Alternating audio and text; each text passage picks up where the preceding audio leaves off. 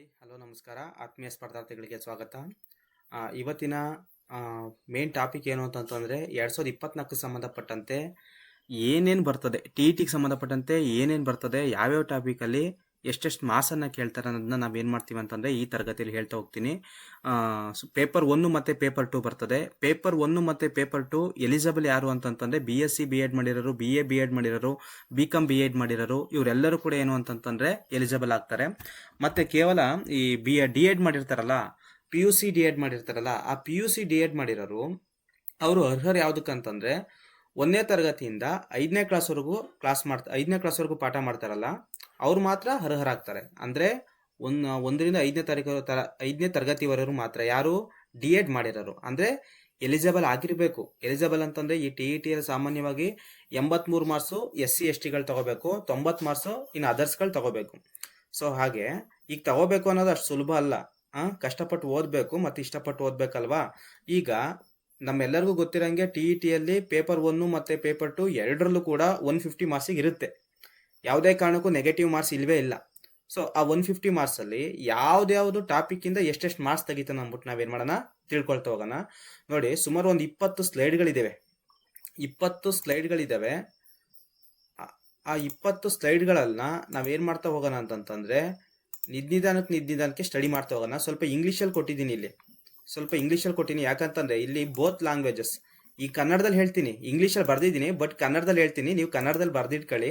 English ಮೀಡಿಯಮಲ್ಲಿ ಇರೋರು ಇಂಗ್ಲೀಷಲ್ಲೇ ಬರ್ಕೊಳ್ಳಿ. ಯಾಕಂತಂದರೆ ಇಂಗ್ಲೀಷ್ಗೂ ಈಸಿ ಆಗಬೇಕು, ಮತ್ತು ಕನ್ನಡದಲ್ಲಿ ಇಂಗ್ಲೀಷ್ ಓದೋರಿಗೂ ಕೂಡ ಈಸಿ ಆಗಿರಬೇಕು, ಮತ್ತು ಕನ್ನಡದಲ್ಲಿ ಓದೋರಿಗೂ ಕೂಡ ಈಸಿ ಆಗಬೇಕು. ಸೊ ಹಾಗಾಗಿ ನಾನು ಏನು ಮಾಡ್ತಾ ಇದ್ದೀನಿ ಅಂತಂತಂದರೆ ಕನ್ನಡ ಮತ್ತು ಇಂಗ್ಲೀಷ್ ಬೋತ್ ಲ್ಯಾಂಗ್ವೇಜಲ್ಲಿ ಏನು ಮಾಡ್ತೀನಿ ಅಂತಂದರೆ ಈ ವಿವರಣೆಯನ್ನು ಕೊಡ್ತೀನಿ, ಈ ಟಿ ಇ ಟಿ ಸಿಲೆಬಸ್ಗೆ ಸಂಬಂಧಪಟ್ಟಿರುವಂಥದ್ದು. ನೋಡಿ, ಫಸ್ಟು ನೋಡಿ, Karnataka T E T syllabus paper 1 syllabus ಅಂತ ಐತೆ. ಪೇಪರ್ 1 ಇದು ಆರ್ಟ್ಸರ್ಗೆ, ಕಾಮರ್ಸರ್ಗೆ, ಸೈನ್ಸರ್ಗೆ ಎಲ್ಲರಿಗೂ ಸೇಮ್ ಕಣ್ರಿ. ಯಾವುದೇ ಕಾರಣಕ್ಕೂ ಚೇಂಜ್ ಇಲ್ಲವೇ ಇಲ್ಲ. 100% ಇದ್ದೇ ಇರುತ್ತೆ. ನೋಡಿ, ಆರ್ಟ್ಸ್ ಈಗ ಕನ್ನಡ ಎಷ್ಟು ಮಾರ್ಕ್ಸಿಗೆ ಕೊಟ್ಟವ್ರೆ? ಕನ್ನಡ 30 ಮಾರ್ಕ್ಸ್. ಎಷ್ಟು ಮಾರ್ಕ್ಸಿಗೆ ಕೊಟ್ಟವ್ರೆ? ಕನ್ನಡ 30 ಮಾರ್ಕ್ಸಿಗೆ ಕೊಟ್ಟವ್ರೆ. ಇಂಪಾರ್ಟೆಂಟು, ನಾವು ಅತಿ ಹೆಚ್ಚು ಮಾರ್ಕ್ಸ್ ತೆಗಿಬೇಕಾಗಿರೋದು ಯಾವುದರಲ್ಲಿ? ಇದರಲ್ಲೇ ನಾವು ತೆಗೆಯೋದು. ಸಾಮಾನ್ಯವಾಗಿ ಇದರಲ್ಲೇ ನಾವೇನು ಮಾಡ್ತೀವಿ? ಅತಿ ಹೆಚ್ಚು ಮಾರ್ಕ್ಸ್ ತೆಗೆಯೋದು. ಯಾಕಂದರೆ ಮಾತೃಭಾಷೆ ಅಲ್ವಾ, ತೆಗಿತೀವಿ. ಇನ್ನು ನೆಕ್ಸ್ಟ್ ಇದು ಯಾವುದು? Second one English. ಇದರಲ್ಲೂ ಕೂಡ ಏನು? ಇದರಲ್ಲೂ ಕೂಡ 30 ಮಾರ್ಕ್ಸು. ನೋಡಿ, ಸೈಕಾಲಜಿ, ಮನೋವಿಜ್ಞಾನ, ಇದು ಕೂಡ 30 ಮಾರ್ಕ್ಸು. ಇನ್ನು ಫೋರ್ತ್ ಒನ್ ಏನು? ಮ್ಯಾಥ್ಸಲ್ಲೂ ಕೂಡ ಏನು 30 ಮಾರ್ಕ್ಸ್ ಕೊಡ್ತಾರೆ. ಸೈನ್ಸ್ ಬಂದರೂ ಕೂಡ 30. ಟೋಟಲ್ ಬಂದರೆ 150 ಮಾರ್ಕ್ಸು. ಈ 150 ಮಾರ್ಕ್ಸ್ ಆಯ್ತಲ್ಲ, ಈ 150ಯಲ್ಲಿ ನಮ್ಮ SC ST ಸ್ಟೂಡೆಂಟ್ಗಳು ಜಸ್ಟ್ 83 ತೆಗೆದ್ರೆ ಸಾಕು. ಇದನ್ನು ತೆಗೆಯೋದೇ ಒಂದು ದೊಡ್ಡ ಸಾಹಸ. ಅದರಲ್ಲೂ ಸೈನ್ಸ್ ಕ್ಯಾಂಡಿಡೇಟು ಸ್ವಲ್ಪ ಕಷ್ಟ ಸರ್. ಬಟ್ ಆರ್ಟ್ಸ್ ಕ್ಯಾಂಡಿಡೇಟ್ಗಳು 100% 83 ಈಸಿಯಾಗಿ ತಗೋಬೋದು. ಹೇಗೆ ಅಂತ ಹೇಳ್ತೀನಿ ನಾನು. ಪೇಪರ್ 1 ಸ್ವಲ್ಪ ಟಫ್ ಇರ್ತದೆ ಆರ್ಟ್ಸ್ ಕ್ಯಾಂಡಿಡೇಟ್ಸ್ಗೆ. ಯಾಕೆ ಅಂತಂದರೆ ಇಲ್ಲಿ ಮ್ಯಾಥ್ಸ್ ಮತ್ತು ಸೈನ್ಸ್ ಕೊಟ್ಟಿರ್ತಾರೆ. ಬಟ್ ಇಲ್ಲಿ ಸಿಲೆಬಸ್ ಪ್ರಕಾರ ಓದಿದ್ರೆ ಯಾವುದೇ ಕಾರಣಕ್ಕೂ ಎರಡೂ ಕೂಡ ಕಷ್ಟ ಆಗಲ್ಲ, ಎರಡೂ ಕೂಡ ಈಸಿ ಆಗುತ್ತೆ. ಓಕೆನಾ? ಸೊ ಈ Kannada syllabus, English, psychology, maths, science, ಈ ಸಿಲೆಬಸ್ ಏನೇನೈತೆ ಎಲ್ಲನೂ ಕೂಡ ಈ ತರಗತಿಯಲ್ಲಿ, ಈ ಕ್ಲಾಸಲ್ಲಿ ನಾನು ನಿಮ್ಗೆ ಹೇಳ್ತಾ ಹೋಗ್ತೀನಿ. ಓಕೆನಾ? ಈಗ ಫಸ್ಟ್ ಸ್ಲೈಡ್ ಆಯಿತು. ನೆಕ್ಸ್ಟ್ ಸ್ಲೈಡಿಗೆ ಬರೋಣ. ನೆಕ್ಸ್ಟ್ ಸ್ಲೈಡ್ ಇದು ಪೇಪರ್ 2ಗೆ ಸಿಲೆಬಸ್ ಇರೋದು. ಪೇಪರ್ 2 ಸಿಲೆಬಸ್ಸು ನೋಡಿ, ಪೇಪರ್ 2 ಅಲ್ಲಿ ಏನಿದೆ ಅಂತಂತಂದರೆ ಸೇಮ್ ಕಣ್ರಿ. ಕನ್ನಡ ಆಯ್ತಲ್ಲ, ಕನ್ನಡ ಮಾಮೂಲಿ 30 ಮಾರ್ಕ್ಸು. ಇಂಗ್ಲೀಷು ಅದು ಕೂಡ 30 ಮಾರ್ಕ್ಸು. ಸೈಕಾಲಜಿನೂ 30 ಮಾರ್ಕ್ಸು. ಇಲ್ಲಿ ನೋಡಿ, ಪೇಪರ್ 2 ಅಂತ ಬಂದಾಗ ಆರ್ಟ್ಸು ಮತ್ತು ಕಾಮರ್ಸರ್ ಇದ್ದಾರಲ್ಲ, ಇಲ್ಲಿ ಸೋಷಿಯಲ್ಲು ಮತ್ತು ಸೋಷಿಯಲ್ ಅಂತ ಬರ್ದಿದ್ದೀನಲ್ಲ, ಟೋಟಲ್ ಆಗಿ ಇಲ್ಲಿ ಆರ್ಟ್ಸರ್ಗೆ 60 ಮಾರ್ಕ್ಸ್ ಕೊಡ್ತಾರೆ. 60 ಮಾರ್ಕ್ಸಿಗಿರುತ್ತೆ. ಬಟ್ ಇಲ್ಲಿ ಸೈನ್ಸ್ ಕ್ಯಾಂಡಿಡೇಟ್ಗೆ PCM ಆಗಿರ್ಬೋದು, CBZ ಆಗಿರ್ಬೋದು, ಈ ಮ್ಯಾಥ್ಸ್ ಮತ್ತು ಸೈನ್ಸ್ ಇದ್ದೇ ಇರ್ತದೆ. ಯಾಕಂತಂದರೆ ಮ್ಯಾಥ್ಸಿಂದ 30 ಮಾರ್ಕ್ಸ್ ಕೇಳ್ತಾರೆ, ಸೈನ್ಸಿಂದ 30 ಮಾರ್ಕ್ಸ್ ಕೇಳ್ತಾರೆ. ಇವರು ಆದರೆ ಆರ್ಟ್ಸರ್ಗಾದರೆ 60 ಮಾರ್ಕ್ಸು ಸೋಷಿಯಲಲ್ಲೇ ಕೇಳ್ತಾರೆ 100%. ಅದ್ರ ಸಿಲೆಬಸ್ ಕೂಡ ಹೇಳ್ತೀನಿ, ಲಾಸ್ಟಲ್ಲಿ ಐತೆ, ಹೇಳ್ಕೊಡ್ತೀನಿ. ಟೋಟಲ್ ಮಾರ್ಕ್ಸ್ ಏನು? 150. ಓಕೆ, ನೆಕ್ಸ್ಟ್ ಸ್ಲೈಡ್ಗೆ ಹೋಗೋಣ ಬನ್ನಿ. ನೆಕ್ಸ್ಟ್ ಸ್ಲೈಡ್ ಈಗ ಕನ್ನಡ. ಈ ಸ್ಲೈಡಲ್ಲಿ ನಾವು ಫಸ್ಟ್ ಕಲಿಬೇಕಾಗಿರೋದು, ಕನ್ನಡದಲ್ಲಿ ನಾವು ಫಸ್ಟ್ ಕಲಿಬೇಕಾಗಿರೋದು ಯಾವ್ದು ಹೇಳಿ? ಅಂದರೆ ಕನ್ನಡದು ಈಗ ಸಿಲೆಬಸ್ ನಾನು ಹೇಳ್ತಾ ಇದ್ದೀನಿ. ಮೊದಲು ಕನ್ನಡದಲ್ಲಿ ನಾವು ತಿಳ್ಕೊಬೇಕಾಗಿರೋದು ವರ್ಣಮಾಲೆಗಳು. ಯಾವ ಮಾಲೆಗಳು? ವರ್ಣಮಾಲೆಗಳು. ನೀವು ಬರ್ಕೊಳ್ತಾ ಹೋಗಿಬೇಕಾದ್ರೆ ಇದ್ರದ್ದು ಒಂದು ಮಾತ್ರ ನಾನು ಬರಿತಾ ಹೋಗ್ತೀನಿ. ಇನ್ನು ಮಿಕ್ಕಿದೆಲ್ಲವೂ ಕೂಡ ಸ್ಲೈಡ್ ಐತೆ, ಹಾಗೆ ನೋಡ್ತಾ ಹೋಗ್ಬೋದು, ನೀವು ಕೇಳ್ತಾ ಹೋಗ್ಬೋದು. ಈ ವರ್ಣಮಾಲೆ ಅಂತಂದ್ರೇನು? ಸಾಮಾನ್ಯವಾಗಿ ವರ್ಣಮಾಲೆಯಲ್ಲಿ ಎಷ್ಟು ಅಕ್ಷರಗಳಿರ್ತವೆ? 49 ಅಕ್ಷರಗಳಿರ್ತವೆ. ನೋಡಿ, ವರ್ಣಮಾಲೆಯಲ್ಲಿ ಈಗ ನಾವು ಸ್ವರಗಳಂತ ಡಿವೈಡ್ ಮಾಡ್ಬೋದು, ಹೌದಲ್ವಾ? ಸ್ವರಗಳು, ಇದ್ರ ಬಗ್ಗೆ ಎಲ್ಲ ನಾವು ಸ್ಟಡಿ ಮಾಡಬೇಕು. ಅದಾದ್ಮೇಲೆ ವ್ಯಂಜನಗಳು, ಸ್ವರಗಳು, ವ್ಯಂಜನಗಳು, ನೆಕ್ಸ್ಟ್ ಯೋಗವಾಹಕಗಳು, ಯೋಗವಾಹಗಳು. ಇದು ಕನ್ನಡ ವರ್ಣಮಾಲೆಯಲ್ಲಿರುವಂಥದ್ದು. ನೋಡಿ, ಈ ಸ್ವರಗಳು, ವ್ಯಂಜನಗಳು ಮತ್ತು ಯೋಗವಾಹಗಳು ಇದ್ರ ಮೇಲೆ ಈ ವರ್ಣಮಾಲೆ ಮೇಲೆ 100% 1ರಿಂದ 2 ಮಾರ್ಕ್ಸು ಫಿಕ್ಸ್, 2 ಮಾರ್ಕ್ಸ್ ಕೇಳಲೇಬೇಕು. ಅವರು ಕೇಳಲಿಲ್ಲ ಅಂತಂದ್ರೆ ಅದು ಕ್ವಶನ್ ಪೇಪರೇ ಅಲ್ಲ. ಯಾಕಂದ್ರೆ ವರ್ಣಮಾಲೆ ನಮಗೆ ಬೇಕೇ ಬೇಕು. ಯಾಕಂತಂದ್ರೆ ಸ್ಟಾರ್ಟಿಂಗಿಂದ ನಾವು ಚಿಕ್ಕದ್ರಿಂದ ಕಲ್ಕೊ ಬಂದಿರೋದು ಇದೇ ಅಕ್ಷರಗಳನ್ನ. ಸೊ ಇಲ್ಲಿಂದನೇ ಬೇಸಿಕ್ಕಿಂದನೇ ಅವ್ರು ಏನು ಮಾಡ್ತಾರೆ ಅಂತ ಕೇಳ್ತಾ ಹೋಗ್ತಾರೆ. ಅಂದರೆ ಸ್ವರಗಳು ಯಾವ್ಯಾವು? ಈಗ ಫಾರ್ ಎಕ್ಸಾಂಪಲ್, ಈಗ ಸ್ವರಗಳು, ನಾನು ಸಿಲೆಬಸ್ ಹೇಳ್ತಾ ಇದ್ದೀನಲ್ವಾ, ನೋಡಿ, ಸ್ವರಗಳಲ್ಲಿ ರಸ್ವ ಸ್ವರ ಬರ್ತವೆ. ನಾವು ರಸ್ವ ಸ್ವರ ಬಗ್ಗೆ ತಿಳ್ಕೋಬೇಕು. ರಸ್ವ ಸ್ವರ. ನೆಕ್ಸ್ಟು ದೀರ್ಘ ಸ್ವರದ ಬಗ್ಗೆ ತಿಳ್ಕೋಬೇಕು. ದೀರ್ಘ ಸ್ವರ. ನೆಕ್ಸ್ಟು ಇನ್ನೊಂದೈತೆ, ಯಾವುದು? ಪ್ಲುತಸ್ವರ. ಪ್ಲುತಸ್ವರ. ಸಿಲೆಬಸ್ ಮಾತ್ರ ಹೇಳ್ತಾ ಇದ್ದೀನಿ. ಮುಂದಿನ ತರಗತಿಯಲ್ಲಿ ಈ ಕನ್ನಡಕ್ಕೆ ಸಂಬಂಧಪಟ್ಟಂತೆ, ಇಂಗ್ಲೀಷಿಗೆ ಸಂಬಂಧಪಟ್ಟಂತೆ, ಅಂದರೆ ಅದನ್ನ ಪಾರ್ಟ್ ವೈಸ್ ಏನು ಮಾಡ್ತಾ ಹೋಗ್ತೀನಿ ಅಂತಂದರೆ ವಿವರಣೆ ಕೊಡ್ತಾ ಹೋಗ್ತೀನಿ. ಈಗ ಜಸ್ಟ್ ನೀವು ಸಿಲೆಬಸ್ ನೋಡ್ಕೊಳ್ಳಿ ಸಾಕು. ರಸಸ್ವರ, ದೀರ್ಘಸ್ವರ, ಪ್ಲುತಸ್ವರ. ಇನ್ನು ಇಲ್ಲಿ ನೋಡಿ, ವ್ಯಂಜನಗಳಂತ ಇದೆಯಲ್ಲ, ಈ ವ್ಯಂಜನಗಳು, ಈ ವ್ಯಂಜನಗಳಲ್ಲಿ ಸಾಮಾನ್ಯವಾಗಿ ದೇರ್ ಆರ್ ಟೂ ಟೈಪ್ಸ್. ಒಂದು ವರ್ಗೀಯ ವ್ಯಂಜನ, ಇನ್ನೊಂದು ಏನು? ಅವರ್ಗೀಯ ವ್ಯಂಜನ. ಹೌದಲ್ವಾ? ವರ್ಗೀಯ ವ್ಯಂಜನ, ಇನ್ನೊಂದೇನು? ಅವರ್ಗೀಯ ವ್ಯಂಜನ. ಸರಿ, ಈಗ ಸ್ವರಗಳಲ್ಲಿ ರಸಸ್ವರ, ದೀರ್ಘಸ್ವರ, ಪ್ಲುತಸ್ವರ ಬಗ್ಗೆ ತಿಳ್ಕೋಬೇಕು. ವ್ಯಂಜನಗಳಲ್ಲಿ ವರ್ಗೀಯ ವ್ಯಂಜನ, ಅವರ್ಗೀಯ ವ್ಯಂಜನ ಬಗ್ಗೆ ತಿಳ್ಕೋಬೇಕು. ನೆಕ್ಸ್ಟ್ ಯೋಗವಾಹಕಗಳ ಬಗ್ಗೆ, ಯೋಗವಾಹಗಳು ತಿಳ್ಕೋಬೇಕು. ಏನಿಲ್ಲ, ಯೋಗವಾಹಗಳಂತಾನೆ ಅನುಸ್ವರ ಗೊತ್ತಲ್ವಾ? ಅಹ ಅಂತ ಕೇಳಿದ್ರಲ್ಲ, ಅನುಸ್ವರ. ಇನ್ನೊಂದೇನು? ವಿಸರ್ಗ. ಹಿಂಗೆ 2 ಸೊನ್ನೆ ಹಾಕೋದು, ಈ ಕಡೆ 1 ಸೊನ್ನೆ ಆಗೋದು. ಇದು ನಾವು ಸೊನ್ನೆ ಅಂತ ಕರೆದು ಅಭ್ಯಾಸ ಆಗ್ಬಿಟ್ಟೈತೆ. ನಾವು ಯಾವಾಗಲೂ ಕೂಡ ಉಚ್ಚಾರಣೆ ಮಾಡ್ಬೇಕಾದ್ರೆ ಯಾವಾಗ ಇದನ್ನ ಅನುಸ್ವರ ಅಂತ ಉಚ್ಚಾರಣೆ ಮಾಡಬೇಕು, ಇದನ್ನ ವಿಸರ್ಗ ಅಂತ ಉಚ್ಚಾರಣೆ ಮಾಡಬೇಕು. ಯಾವುದೇ ಕಾರಣಕ್ಕೂ ಸೊನ್ನೆ ಇಲ್ಲೊಂದು ಹಾಕು, 2 ಸೊನ್ನೆ ಹಾಕು, ಹಿಂಗೆಲ್ಲ ಹೇಳಬಾರ್ದು. ಯಾಕಂತಂದ್ರೆ ಇದು ಕನ್ನಡದಲ್ಲಿ ನಾವು ಈ ಥರ ಹೇಳಕ್ ಹೋದ್ರೆ ತಪ್ಪಾಗ್ಬಿಡ್ತದೆ. ಯಾಕಂದ್ರೆ ಈ ಥರ ಹಾಕಿದ್ರೆ ಅದು ಮ್ಯಾಸಿಗೆ ಹೋಗ್ಬಿಡ್ತದೆ. ಸೊ ಇದೆಲ್ಲ ನಾವು ಹಿಂಗೆ ಬಳಸಬಾರ್ದು, ಈ ಪದಗಳನ್ನು ಬಳಸಬಾರ್ದು ಒಟ್ಟಿನಲ್ಲಿ. ಬನ್ನಿ, ಯೋಗವಾಗಳ ಅನುಸ್ವರ ಮತ್ತು ವಿಸರ್ಗಗಳಾಯ್ತಲ್ವಾ. ನೆಕ್ಸ್ಟ್ ನಾವು ಇನ್ನು ಏನೇನು ಕಲಿಬೋದು ಅಂತಂದರೆ, ಸಾಮಾನ್ಯವಾಗಿ ಈ ಕನ್ನಡದಲ್ಲಿ ಅಷ್ಟರಲ್ಲಿ 1 ಮಾರ್ಕ್ಸ್ ಇರ್ತದೆ, ಸರಿನಾ? ನೆಕ್ಸ್ಟು 1 ನಿಮಿಷ ರಬ್ ಮಾಡ್ತೀನಿ.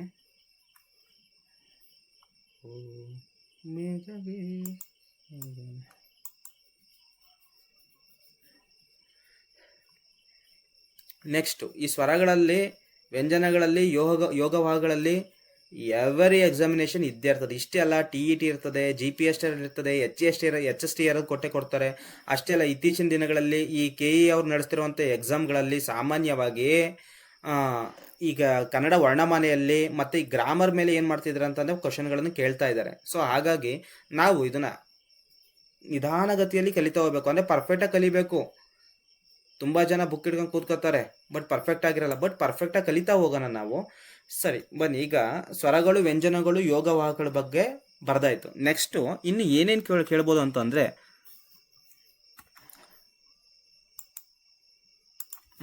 ನೆಕ್ಸ್ಟು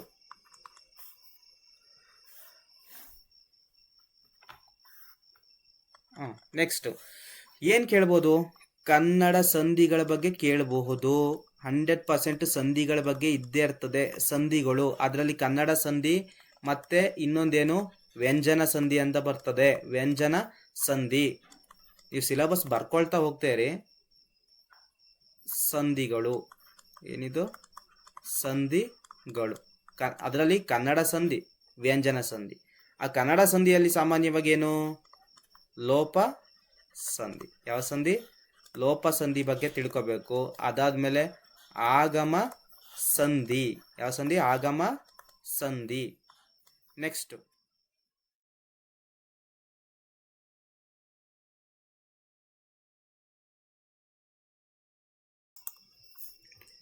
ಇನ್ನು ಇಲ್ಲಿ ನೋಡಿ, ಆದೇಶ ಸಂಧಿ ವೆರಿ ವೆರಿ ಇಂಪಾರ್ಟೆಂಟು. ಆಲ್ಮೋಸ್ಟು ಈ ಮೂರಲ್ಲಿ ಕೇಳಿರ್ತಾನೆ, ಒಂದಾರು ಕೇಳಿರ್ತಾನೆ.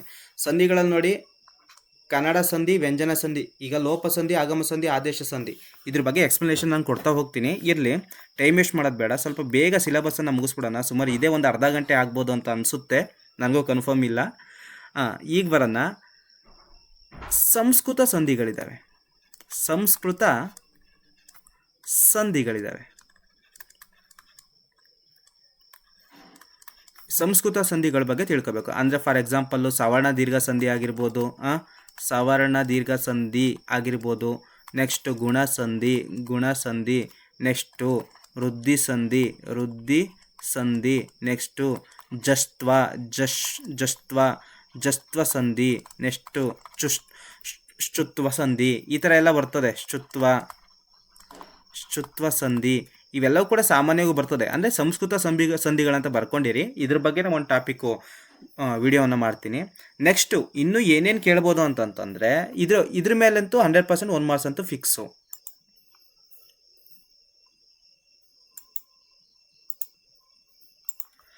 ನೆಕ್ಸ್ಟು ಇನ್ನೂ ಏನೇನು ಕೇಳ್ಬೋದು ನೋಡಿ. ಈಗ ವರ್ಣಮಾಲೆ ಆಯಿತು, ಆ ವರ್ಣಮಾಲೆಯಲ್ಲಿ ಮತ್ತೆ ಸಂಧಿಗಳಾಯಿತು, ಸಂಧಿಗಳಾದಮೇಲೆ ಈಗ ಸಂಸ್ಕೃತ ಸಂಧಿಗಳಾಯಿತು. ನೆಕ್ಸ್ಟ್ ಇನ್ನೂ ಏನೇನು ಕೇಳ್ಬೋದು, ವೆರಿ ವೆರಿ ಇಂಪಾರ್ಟೆಂಟು, ದ್ವಿರುಕ್ತಿಗಳನ್ನು ಕೇಳ್ತಾರೆ. ದ್ವಿರುಕ್ತಿಗಳನ್ನು ಕೇಳ್ತಾರೆ. ನೆಕ್ಸ್ಟ್ ಏನು ಕೇಳ್ಬೋದು, ಜೋಡು ನುಡಿ ಅಥವಾ ಜೋಡಿ ನುಡಿ ಅನ್ನ ಕೇಳ್ತಾರೆ. ಜೋಡಿ ನುಡಿ. ನೆಕ್ಸ್ಟು ಅನುಕರಣಾವ್ಯಯ ಕೇಳ್ತಾರೆ. ಏನು ಕೇಳ್ತಾರೆ, ಅನುಕರಣಾವ್ಯಯವನ್ನು ಕೇಳ್ತಾರೆ. ಇನ್ನು ಏನು ಕೇಳ್ಬೋದು ಸಾಮಾನ್ಯವಾಗಿ ನೋಡಿ, ಅಲಂಕಾರ ಇಂಪಾರ್ಟೆಂಟ್ ಕಣ್ರಿ. ಅಲಂಕಾರ ಇತ್ತೀಚಿನ ದಿನಗಳಲ್ಲಿ ಅಲಂಕಾರ ಕೇಳ್ತಾ ಇದ್ದಾರೆ. ಮತ್ತು ಈ ಛಂದಸ್ಸುಗಳನ್ನು ಕೂಡ ಕೇಳ್ತಾ ಇದ್ದಾರೆ. ಛಂದಸ್ಸುಗಳನ್ನು ಏನು ಮಾಡ್ತಿದ್ದಾರೆ, ಕೇಳ್ತಾ ಇದ್ದಾರೆ. ಇನ್ನು ಮಾಮೂಲಿ ಸಮಾನಾರ್ಥಕ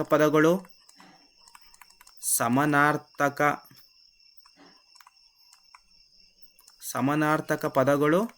ನೆಕ್ಸ್ಟು ಇನ್ನೇನು ಕೇಳ್ಬೋದು, ನಿಮ್ಮೆಲ್ಲರಿಗೂ ಗೊತ್ತಿರೋಂಗೆ ಅದೊಂದು ಬಂದ ತಕ್ಷಣ ಗೊತ್ತಾಗ್ಬಿಡ್ತದೆ, ವಿರುದ್ಧಾರ್ಥಕ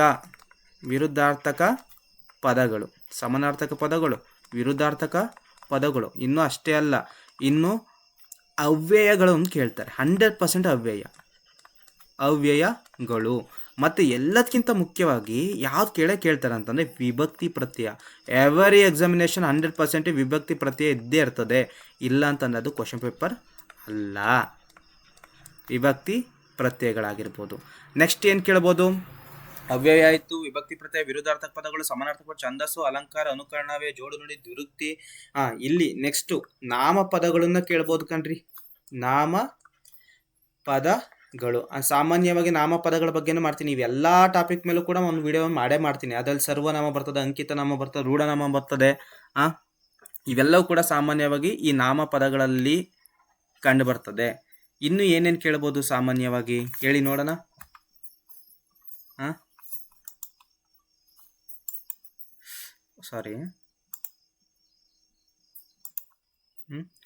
ಕ್ರಿಯಾಪದಗಳು ಹೌದಲ್ವಾ, ಬಿಟ್ಟಿದ್ದೀನಿ ನೋಡಿ. ಒಂದು ಕ್ರಿಯಾಪದಗಳು 100% ಕ್ರಿಯಾಪದಗಳನ್ನು ನಾವೇನು ಮಾಡಬೇಕು, ತಿಳ್ಕೊಳ್ಳೇಬೇಕು. ಅಷ್ಟೇ ಅಲ್ಲ, ಇನ್ನೊಂದು ಟಾಪಿಕ್ ಬಿಟ್ಟಿದ್ದೀನಿ, ಜಾಸ್ತಿ ಕೇಳೋದು. ಇವಾಗ ಏನು ಬರೆದಿದ್ದೀನಿ ಈ ಬೋರ್ಡ್ ಮೇಲೆ ಏನು ಕಾಣ್ತಾ ಇದೆ, ಈ ಸ್ಲೈಡ್ ಮೇಲೆ 100% ಇದ್ರ ಮೇಲೆ ಒಂದೊಂದ್ರ ಮೇಲೆ ಒಂದೊಂದು ಕ್ವಶನ್ ತೆಗೆದಿರ್ತಾನೆ. ದ್ವಿರುಕ್ತಿ ಮೇಲೆ ಒಂದು ಕ್ವಶನ್ನು, ಜೋಡಿ ನುಡಿ ಮೇಲೆ ಒಂದು, ಅನುಕರಣ ಮೇಲೆ ಒಂದು.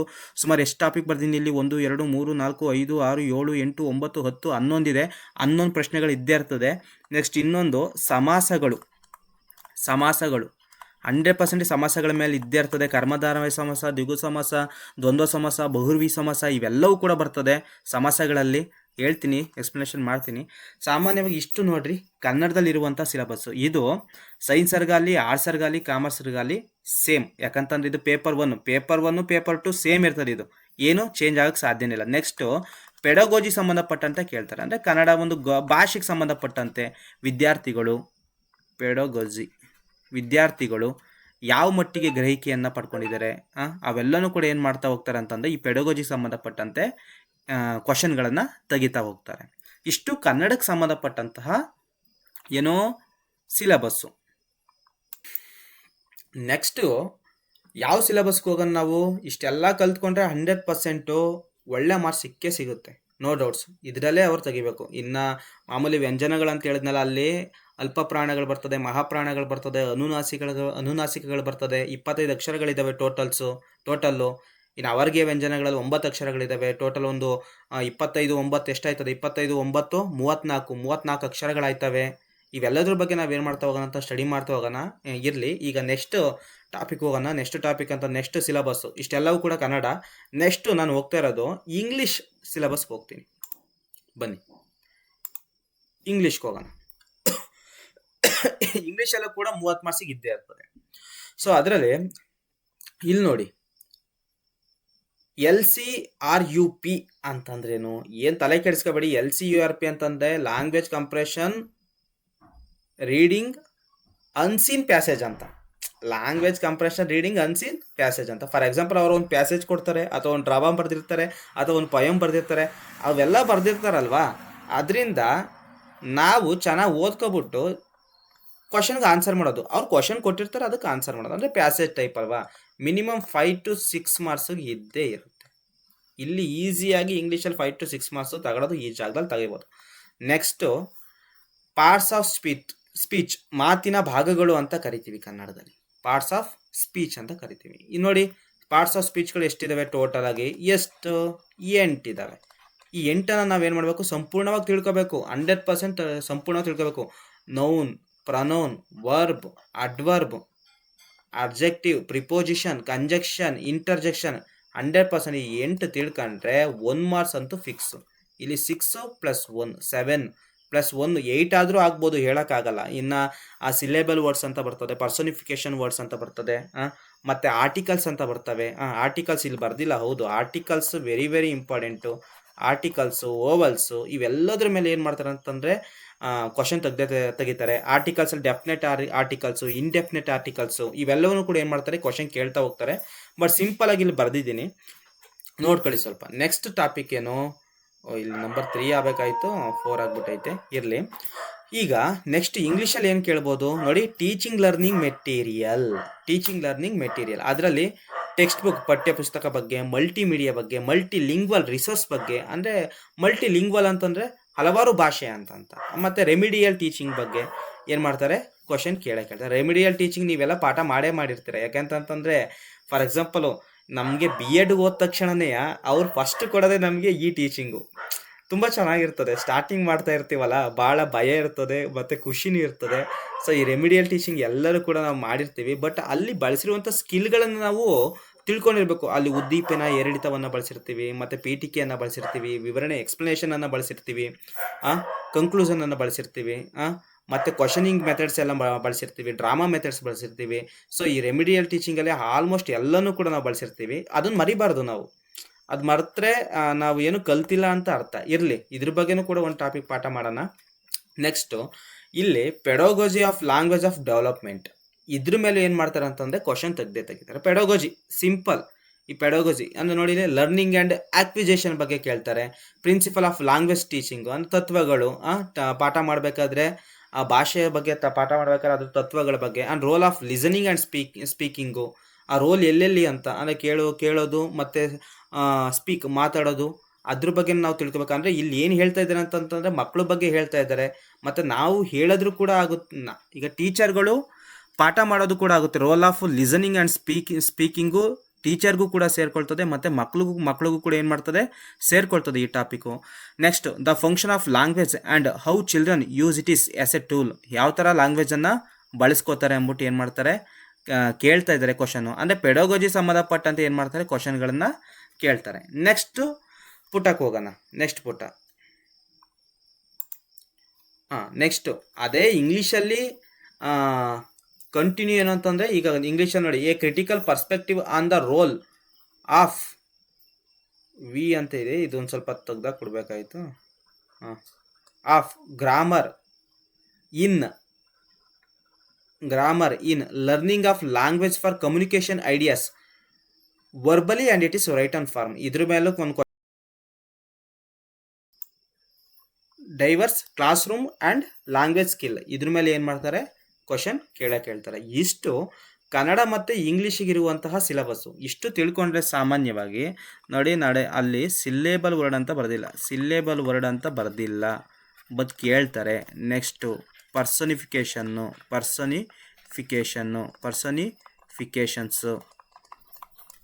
ಓವೆಲ್ಸು, ಆರ್ಟಿಕಲ್ಸು ಇವೆಲ್ಲನೂ ಕೂಡ ನೀವು ಬರ್ಕೊಳ್ಳಿ. ನಾನು ಇಲ್ಲಿ ಸ್ಲೈಡಲ್ಲಿ ಬರ್ದಿಲ್ಲ, ಕೆಲವೊಂದು ಹಾಗೆ ಬಿಟ್ಟಿದ್ದೀನಿ, ಇವೆಲ್ಲ ಬರ್ಕೊಳ್ಳಿ. ಇಷ್ಟೆಲ್ಲದ್ರ ಮೇಲೆ ಏನು ಮಾಡ್ತಾರೆ ಅಂತಂದರೆ ಸಾಮಾನ್ಯವಾಗಿ ಕ್ವಶನ್ಗಳನ್ನು ತೆಗಿತಾರೆ.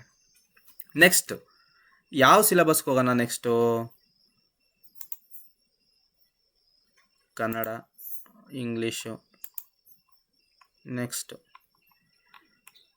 ಯಾವುದಕ್ಕೆ ಹೋಗೋಣ? ಮ್ಯಾಥ್ಸಿಗೆ ಹೋಗೋಣ. ಎಸ್,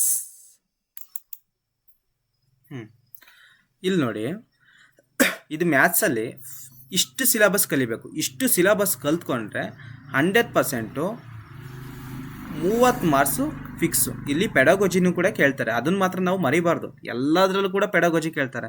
ಅಂದರೆ ಆಲ್ಮೋಸ್ಟ್ ಸೈಕಾಲಜಿ ರಿಲೇಟೆಡ್ಡು ಮತ್ತು ನಾವು ಟೀಚಿಂಗ್ ಮಾಡ್ತೀವಲ್ಲ, ಆ ಟೀಚಿಂಗ್ ರಿಲೇಟೆಡ್ ಸಂಬಂಧಪಟ್ಟಂತೆ ಏನು ಮಾಡ್ತಾರೆ ಅಂತಂದರೆ ಕ್ವಶನ್ಗಳನ್ನು ಕೇಳ್ತಾರೆ. ಇದೇ ಪೆಡಾಗೋಜಿ, ಬೇರೆ ಇನ್ನೇನಿವಲ್ಲ. ಅದಕ್ಕೇನು ನಾವು ಜಾಸ್ತಿ ತಲೆ ಕೆಡಿಸ್ಕೊಳ್ಳೋ ಅಂತ ಅಗತ್ಯ ಇಲ್ಲ. ಸೊ ಇಲ್ಲಿ ನೋಡಿ 12 ಟಾಪಿಕ್ ಇದ್ದಾವೆ. ಪೇಪರ್ 1 ಮ್ಯಾಥ್ಸಲ್ಲಿ ಎಲ್ಲರಿಗೂ ಕೂಡ ಆರ್ಟ್ಸು, ಕಾಮರ್ಸು, ಸೈನ್ಸಲ್ಲಿ ಎಷ್ಟು 12 ಟಾಪಿಕ್ಗಳಿದ್ದಾವೆ. Geometrical figures and the knowledge of space ಆಗಬೇಕಾಯಿತು, ಆಸ್ ಸ್ಪೇಸ್ ಅಂತ ಆಗಿದೆ. ಸೊ ನೋಡಿ, ಇದನ್ನು ನಾವು ಕನ್ನಡದಲ್ಲಿ ಬರ್ಕೊಳ್ಳೋಣ, ಯಾಕಂದರೆ ನಾವು ಕನ್ನಡದಲ್ಲಿ ಆಲ್ಮೋಸ್ಟ್ ಕಲಿತಾ ಹೋಗ್ತೀವಿ.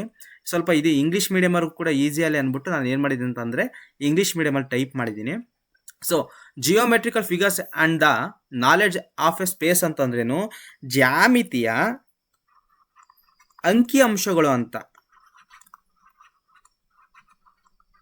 ಜ್ಯಾಮಿತಿಯ ಅಂಕಿಅಂಶಗಳು, ಸಾರಿ ಇಲ್ಲಿ ಬರೀಬೇಕಾಯ್ತು.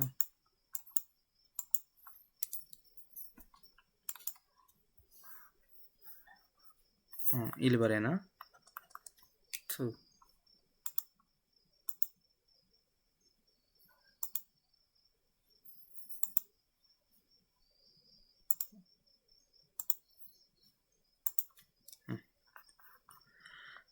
ಬರೀರಿ, ಜ್ಯಾಮಿತಿಯ, ಕನ್ನಡದ ಬರ್ಕೊಳ್ಳಿ, ಜ್ಯಾಮಿತಿಯ ಅಂಕಿ ಅಂಶಗಳು. ಮತ್ತು ಇನ್ನೊಂದೇನು ಅಂತಂತಂದರೆ ಬಾಹ್ಯಾಕಾಶ ಜ್ಞಾನ ಅಂತ. ದ ನಾಲೆಡ್ಜ್ ಆಫ್ ಸ್ಪೇಸ್ ಅಂತಂದ್ರೇನು? ಸ್ಪೇಸ್ ಅಂದರೆ ಬಾಹ್ಯಾಕಾಶ ಅಲ್ವಾ? ಸೊ ಅದ್ರ ಬಗ್ಗೆನೂ ಕೂಡ ಬಾಹ್ಯಾಕಾಶ ಜ್ಞಾನ ಅಂತ ಅರ್ಥ. ಬಾಹ್ಯಾಕಾಶ ಜ್ಞಾನ ಅಂತ. ನೆಕ್ಸ್ಟು ಇಲ್ಲಿ 3D ಜಿಯೋಮೆಟ್ರಿಕಲ್ ಫಿಗರ್ಸ್ ಅಂದ್ರೇನು? ಇಲ್ಲಿ ಜಿಯೋಮೆಟ್ರಿಕಲ್ ಅಂತಂದ್ರೇನು? ಜ್ಯಾಮಿತಿ ಅಂತ. ಇಲ್ಲ ಆಲ್ರೆಡಿ ಹೇಳಿದ್ದೀನಿ. ಫಿಗರ್ಸ್ ಅಂತಂತಂದ್ರೇನು? ಸಾಮಾನ್ಯವಾಗಿ ಅಂಕಿಅಂಶಗಳು ಅಂತ. ಸೊ ಸಾಮಾನ್ಯವಾಗಿ ಈಗ 3D ಜ್ಯಾಮಿತಿಯ ಈ ಎಲ್ಲದ್ರ ಮೇಲೂ ಒಂದೊಂದು ಕ್ವಶನ್ ಕೇಳ್ತಾನೆ. ಸೊ ಒಂದೊಂದ್ರ ಬಗ್ಗೆನೂ ಕೂಡ ನಾವೇನು ಮಾಡ್ತಾ ಹೋಗೋಣ ಅಂತಂದರೆ ತಿಳ್ಕೊಳ್ತಾ ಹೋಗೋಣ. 3D ಜ್ಯಾಮಿತಿಯ ಅಂಕಿಅಂಶಗಳು ಅಂತ ಬರ್ಕೊಳ್ಳಿ. ನೀವು ಕನ್ನಡದಲ್ಲಿ ಬರ್ಕೊಳ್ತಾ ಹೋಗಿ. ನಾನು ಇಂಗ್ಲೀಷಲ್ಲಿ ಇಲ್ಲಿ ಕೊಟ್ಟಿದ್ದೀನಿ ಅಷ್ಟೇ, ಮತ್ತು ಕನ್ನಡದಲ್ಲೂ ಕೂಡ ಬರಿತಾ ಇದ್ದೀನಿ. ಇನ್ನು ನಂಬರ್ಸ್ ಅಂತಂದ್ರೇನು? ಸಂಖ್ಯೆಗಳಲ್ವಾ? ನಂಬರ್ಸ್ ಅಂತಂದ್ರೇನು? ಸಂಖ್ಯೆಗಳು. ಬರ್ಕೊಳ್ಳಿ ಇಲ್ಲೇ ಬೇಕಾರೆ. ನಂಬರ್ಸ್ ಅಂತಂದ್ರೇನು? ಸಂಖ್ಯೆಗಳು. ಈ ಸಿಲೆಬಸ್ ಇಂಪಾರ್ಟೆಂಟು. ಒಂದು ಕಡೆ ಬರೆದಿಟ್ಕೊಂಡು ನಾವು ಕಲಿತಾ ಹೋಗಬೇಕು, ಇಲ್ಲ ಅಂತಂದರೆ ಆಗೋದಿಲ್ಲ. ನೆಕ್ಸ್ಟು ಫ್ರಾಕ್ಷನ್ ಅಂತಂದ್ರೇನು? ಭಿನ್ನ ರಾಶಿ. ಯಾವ ರಾಶಿ? ಭಿನ್ನ ರಾಶಿ. ಫ್ರಾಕ್ಷನ್ಸ್ ಅಂತಂದ್ರೇನು? ಭಿನ್ನ ರಾಶಿ. ನೆಕ್ಸ್ಟ್ ಒನ್ ಇರೋದು ಯಾವುದು? Mathematical operation on numbers and algebraic expression ಅಂತ. ಕನ್ನಡದಲ್ಲಿ ಏನಂತ ಕರಿತೀವಿ ಇದನ್ನ? ಸಾಮಾನ್ಯವಾಗಿ ಸಂಖ್ಯೆಗಳು, ಮ್ಯಾಥಮೆಟಿಕಲ್ ಆಪರೇಷನ್ಸ್ ಅಂತಂತಂದರೆ ಎಲ್ಲಿ ಈ ಕಡೆ ಬರೇನಲ್ವಾ? ಸಂಖ್ಯೆಗಳು ಮತ್ತು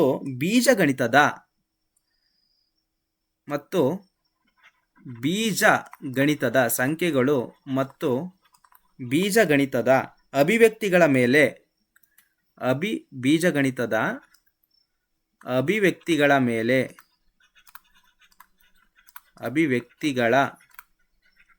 ಮೇಲೆ ಗಣಿತದ ಕಾರ್ಯಾಚರಣೆ ಅಂತ.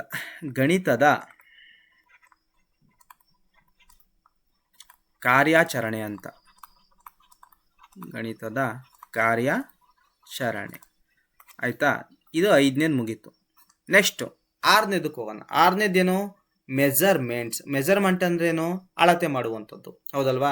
ಏನಾದ್ರು ಈ ತೂಕದ ಬಗ್ಗೆ ಕೇಳ್ಬೋದು, ಸಮಯದ ಬಗ್ಗೆ ಕೇಳ್ಬೋದು, ಅಥವಾ ವಾಲ್ಯೂಮ್ ಅಂತಂದ್ರೇನು, ಪರಿಮಾಣ ಕನ್ನಡದಲ್ಲಿ. ಈಗ ನೀವು ಮೆಜರ್ಮೆಂಟ್ ಅಂತಂದ್ರೆ ಅಳತೆ ಅಂತ ಬರ್ಕೊಳ್ಳಿ, ನೆಕ್ಸ್ಟ್ ತೂಕ ಅಂತ ಬರ್ಕೊಳ್ಳಿ, ಸಮಯ ಅಂತ ಬರ್ಕೊಳ್ಳಿ, ನೆಕ್ಸ್ಟ್ ಇನ್ನೊಂದೇನಂತ ಬರ್ಕೋಬೇಕು, ವಾಲ್ಯೂಮ್ ಅಂತಂದ್ರೆ ಪರಿಮಾಣ. ಇದ್ರ ಮೇಲೆ ಏನ್ ಮಾಡ್ತಾರೆ, ಒಂದು ಕ್ವಶನ್ ಕೇಳ್ತಾರೆ.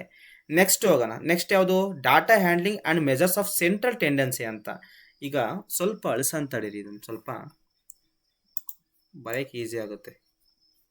Data handling and measurement of central tendency ಅಂತಂದ್ರೆ ಏನಿಲ್ಲ. ಡಾಟಾ ಹ್ಯಾಂಡ್ಲಿಂಗ್ ಅಂತಂದೇನು, ದತ್ತಾಂಶ ನಿರ್ವಹಣೆ ಮಾಡುವಂಥದ್ದು. ಡಾಟಾ ಅಂತಂದೇನು, ದತ್ತಾಂಶ ಅಲ್ವಾ.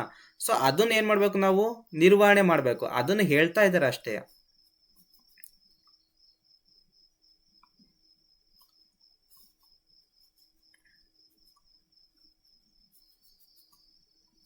ಡಾಟಾ ಹ್ಯಾಂಡ್ಲಿಂಗ್ ಬರ್ಕೊಳ್ಳೋಣ ಇವಾಗ.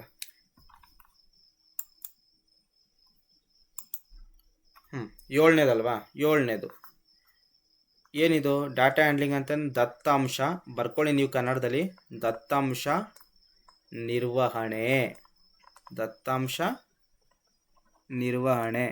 ನೆಕ್ಸ್ಟ್ ಮತ್ತು ಮೆಜರ್ ಆಫ್ ಸೆಂಟ್ರಲ್ ಟೆಂಡೆನ್ಸಿ ಅಂತಂದ್ರೇನು, ಕೇಂದ್ರ ಪ್ರವೃತ್ತಿಯ ಕ್ರಮಗಳು ಅಂತ.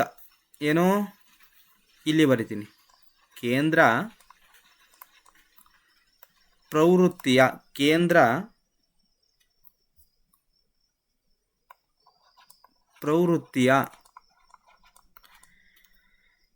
ಕ್ರಮಗಳು, ಕೇಂದ್ರ ಪ್ರವೃತ್ತಿಯ ಕ್ರಮಗಳು, ಸರಿನಾ. ಇದು 7ನೇ ಪಾಠದ ಹೆಸರು. Next ratio and proportion. Ratio ಅಂತಂದ್ರೇನು, ಅನುಪಾತ ಅಲ್ವಾ. ಅನುಪಾತದ ಬಗ್ಗೆ, ಸಮಾನುಪಾತದ ಬಗ್ಗೆ ಏನು ಮಾಡ್ತಾರೆ ಅಂತಂದರೆ 100% ಕ್ವಶನ್ ಕೇಳ್ತಾರೆ. ಅನುಪಾತ important. Next mathematics in daily life's ಅಂತಂದ್ರೇನು, ಅಂತಂದರೆ ನಿತ್ಯ ಜೀವನದಲ್ಲಿ ಗಣಿತ. ಕನ್ನಡದ ಬರ್ಕೊಳ್ಳಿ, ನಿತ್ಯ ಜೀವನದಲ್ಲಿ ಗಣಿತ ಅಂತ ಅರ್ಥ. Next lines and angles. Lines ಅಂತಂದ್ರೇನು, ರೇಖೆಗಳಲ್ವಾ. ಲೈನ್ಸ್ ಅಂತಂದ್ರೇನು, ರೇಖೆಗಳು. ಆ್ಯಂಗಲ್ಸ್ ಅಂತಂದ್ರೇನು, ನಿಮ್ಮೆಲ್ಲರಿಗೂ ಗೊತ್ತಿರೋಂಗೆ ಆ್ಯಂಗಲ್ಸ್ ಅಂತಂದರೆ ಕೋನಗಳು. ನೀವು ಬರ್ಕೊಳ್ತಾ ಹೋಗಿ ಸಿಲೆಬಸ್ ನೀಟಾಗಿ. ಒಂದೊಂದು ದಿನನೂ ಕೂಡ ಒಂದೊಂದು ಟಾಪಿಕ್ ಬಗ್ಗೆ ಎಕ್ಸ್ಪ್ಲನೇಷನ್ ಮಾಡ್ತಾ ಹೋಗ್ತೀನಿ. ನೆಕ್ಸ್ಟ್ ಒನ್ ಯಾವುದೈತೆ, ಪಾಲಿಗಾನ್ಸ್ ಅಂತ ಐತೆ. ಪಾಲಿಗಾನ್ಸ್ ಅಂತಂದ್ರೇನು, ಬಹುಭುಜಾಕೃತಿಗಳು ಅಂತ. ಏನು, ಬಹುಭುಜಾಕೃತಿಗಳು. ಚತುರ್ಭುಜ, ಅಷ್ಟಭುಜ, ಷಡ್ಭುಜ ಹಿಂಗೆಲ್ಲ ಬರ್ತದಲ್ಲ, ಅದು ಬಹುಭುಜಾಕೃತಿಗಳು.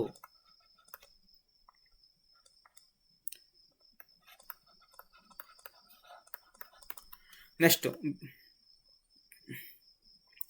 ಬೇಸಿಕ್ ಆಲ್ಜಿಬ್ರಾ ಅಂತ. ಇಲ್ಲಿ ಸಿ ಆಗಬೇಕಾಯಿತು, ಇರಲಿ, ಬೇಸಿಕ್ ಆಲ್ಜಿಬ್ರಾ.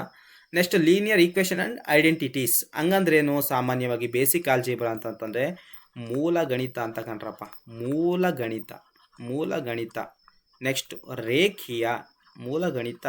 ರೇಖೀಯ ಸಮೀಕರಣ. ಈಕ್ವೇಷನ್ ಅಂತಂದ್ರೇನು, ಸಮೀಕರಣ ಅಲ್ವಾ, ರೇಖೀಯ ಸಮೀಕರಣ. ನೆಕ್ಸ್ಟು ಏನಾಯಿತು, ಈಕ್ವೇಷನ್ ಆ್ಯಂಡ್ ಐಡೆಂಟಿಟೀಸ್. ಆ್ಯಂಡ್ ಅಂತಂದರೆ ಮತ್ತು, ಐಡೆಂಟಿಟೀಸ್ ಅಂತಂದ್ರೇನು, ಗುರುತುಗಳು ಅಂತ. ಗುರುತುಗಳು ಅಂತ. ಇಷ್ಟನ್ನು ತಿಳ್ಕೊಂಡ್ರೆ ಪೇಪರ್ 1 ಮ್ಯಾಥ್ಸ್ ಫುಲ್ ಕಂಪ್ಲೀಟ್ ಆಯಿತು ಅಂತ. ಇದು ಸ್ವಲ್ಪ ಪೆಡಗೋಜಿಯನ್ನು ನೀವೇನು ಮಾಡಬೇಕು, ಸೇರಿಸ್ಕೋಬೇಕು. ಪೆಡಗೋಜಿ ಯಾವ್ಯಾವ ಥರ ನೀವು ಟೀಚ್ ಮಾಡ್ತೀರಾ ಮ್ಯಾಥ್ಸಲ್ಲಿ, ಮಕ್ಕಳಿಗೆ ಯಾವ ಥರ ಅರ್ಥ ಮಾಡಿಸ್ತೀರಾ, ಸಂಖ್ಯೆಗಳನ್ನು ಯಾವ ಥರ ಅರ್ಥ ಮಾಡಿಸ್ತೀರಾ, ಫಾರ್ಮುಲಾಗಳನ್ನು ಯಾವ ಥರ ಅರ್ಥ ಮಾಡಿಸ್ತೀರಾ, ಮತ್ತು ಸಮೀಕರಣವನ್ನು ಯಾವ ಥರ ಅರ್ಥ ಮಾಡಿಸ್ತೀರಾ, ನಿಯಮಗಳನ್ನು ಯಾವ ಥರ ಅರ್ಥ ಮಾಡಿಸ್ತೀರಾ, ಕೆಲವೊಂದು ಕಾನ್ಸೆಪ್ಟ್ಗಳನ್ನು ಇರ್ತವೆ, ಅದನ್ನು ಯಾವ ಥರ ಮಕ್ಕಳಿಗೆ ನೀವು ಅರ್ಥ ಮಾಡಿಸ್ತೀರಾ, ಮತ್ತು ನೀವು ಯಾವ ಬೋಧನಾ ವಿಧಾನವನ್ನು ಬಳಸ್ಕೋತೀರಾ ಅಂದ್ಬಿಟ್ಟು ನೀವು ಕಲಿಬೇಕು. ಅದನ್ನೇ ಪೆಡಗೋಜಿ ಅಂತ ಸಾಮಾನ್ಯವಾಗಿ ಏನು ಮಾಡ್ತೀವಿ, ಕರಿತೀವಿ. ನೆಕ್ಸ್ಟ್ ಇಷ್ಟು ಮ್ಯಾಥ್ಸಿಗೆ ಸಂಬಂಧಪಟ್ಟಿರೋದು. ಇವಾಗ ಕನ್ನಡ ಮುಗೀತು, ಇಂಗ್ಲೀಷ್ ಮುಗೀತು, ನೆಕ್ಸ್ಟ್ ಇನ್ನೊಂದು ಯಾವ್ದು ಮುಗೀತು, ಮ್ಯಾಥ್ಸ್ ಮುಗೀತು. ಈಗ ನೆಕ್ಸ್ಟು ಯಾವುದಕ್ಕೆ ಹೋಗೋಣ ಹೇಳಿ ನೀವೇ. ನೆಕ್ಸ್ಟ್ ಯಾವ ಸಿಲೆಬಸ್ಗೆ ಹೋಗೋಣ, ಈಗ ಕನ್ನಡ, ಇಂಗ್ಲೀಷು, ಮ್ಯಾಥ್ಸ್ ಮುಗ್ದಾಗೈತೆ. ನೆಕ್ಸ್ಟ್ ಸೈನ್ಸಿಗೆ ಹೋಗೋಣ.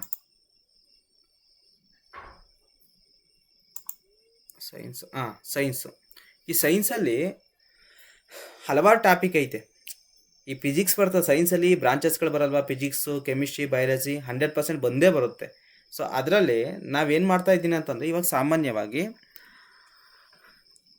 ಪೇಪರ್ 2 ಅಲ್ಲಿ ಫಿಸಿಕ್ಸು, ಕೆಮಿಸ್ಟ್ರಿ, ಬಯಾಲಜಿ ಅನ್ನೋದು ಜಾಸ್ತಿ ಕೊಡ್ತಾನೆ. ಈ ಪೇಪರ್ 1 ಸಿಂಪಲಾಗಿ ಕೊಟ್ಬಿಡ್ತಾನೆ.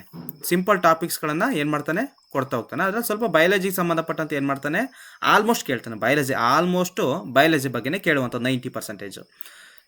ಇನ್ನು ಸ್ವಲ್ಪ ಪರ್ಸೆಂಟೇಜ್ ಮಾತ್ರ ಏನು ಮಾಡ್ತಾನೆ, ಫಿಸಿಕ್ಸು ಮತ್ತು ಸ್ವಲ್ಪ ಪರ್ಸೆಂಟೇಜ್ ಕೆಮಿಸ್ಟ್ರಿ ಮಾತ್ರ ಕೇಳ್ತಾನೆ. ಅದರಲ್ಲಿ ಈಗ ನಮ್ಮ ಪರಿಸರ, ಅವರ್ ಎನ್ವಿರಾನ್ಮೆಂಟ್ ಅಂತ ಐತೆ. ಸೊ ಇದು ನೀವು ಏನು ಮಾಡ್ತಾ ಹೋಗ್ಬೇಕು ಅಂತಲೇ ಕನ್ನಡದಲ್ಲಿ ಬರ್ಕೊಳ್ತಾ ಹೋಗ್ಬೇಕು. ಅವರ್ ಎನ್ವಿರಾನ್ಮೆಂಟು ನಾನು ಫಾಸ್ಟಾಗಿ ಹೇಳ್ತಾ ಹೋಗ್ತೀನಿ, ಇಲ್ಲೇ ಸಾಕಷ್ಟು ಟೈಮ್ ಆಗ್ಬಿಟ್ಟೈತೆ.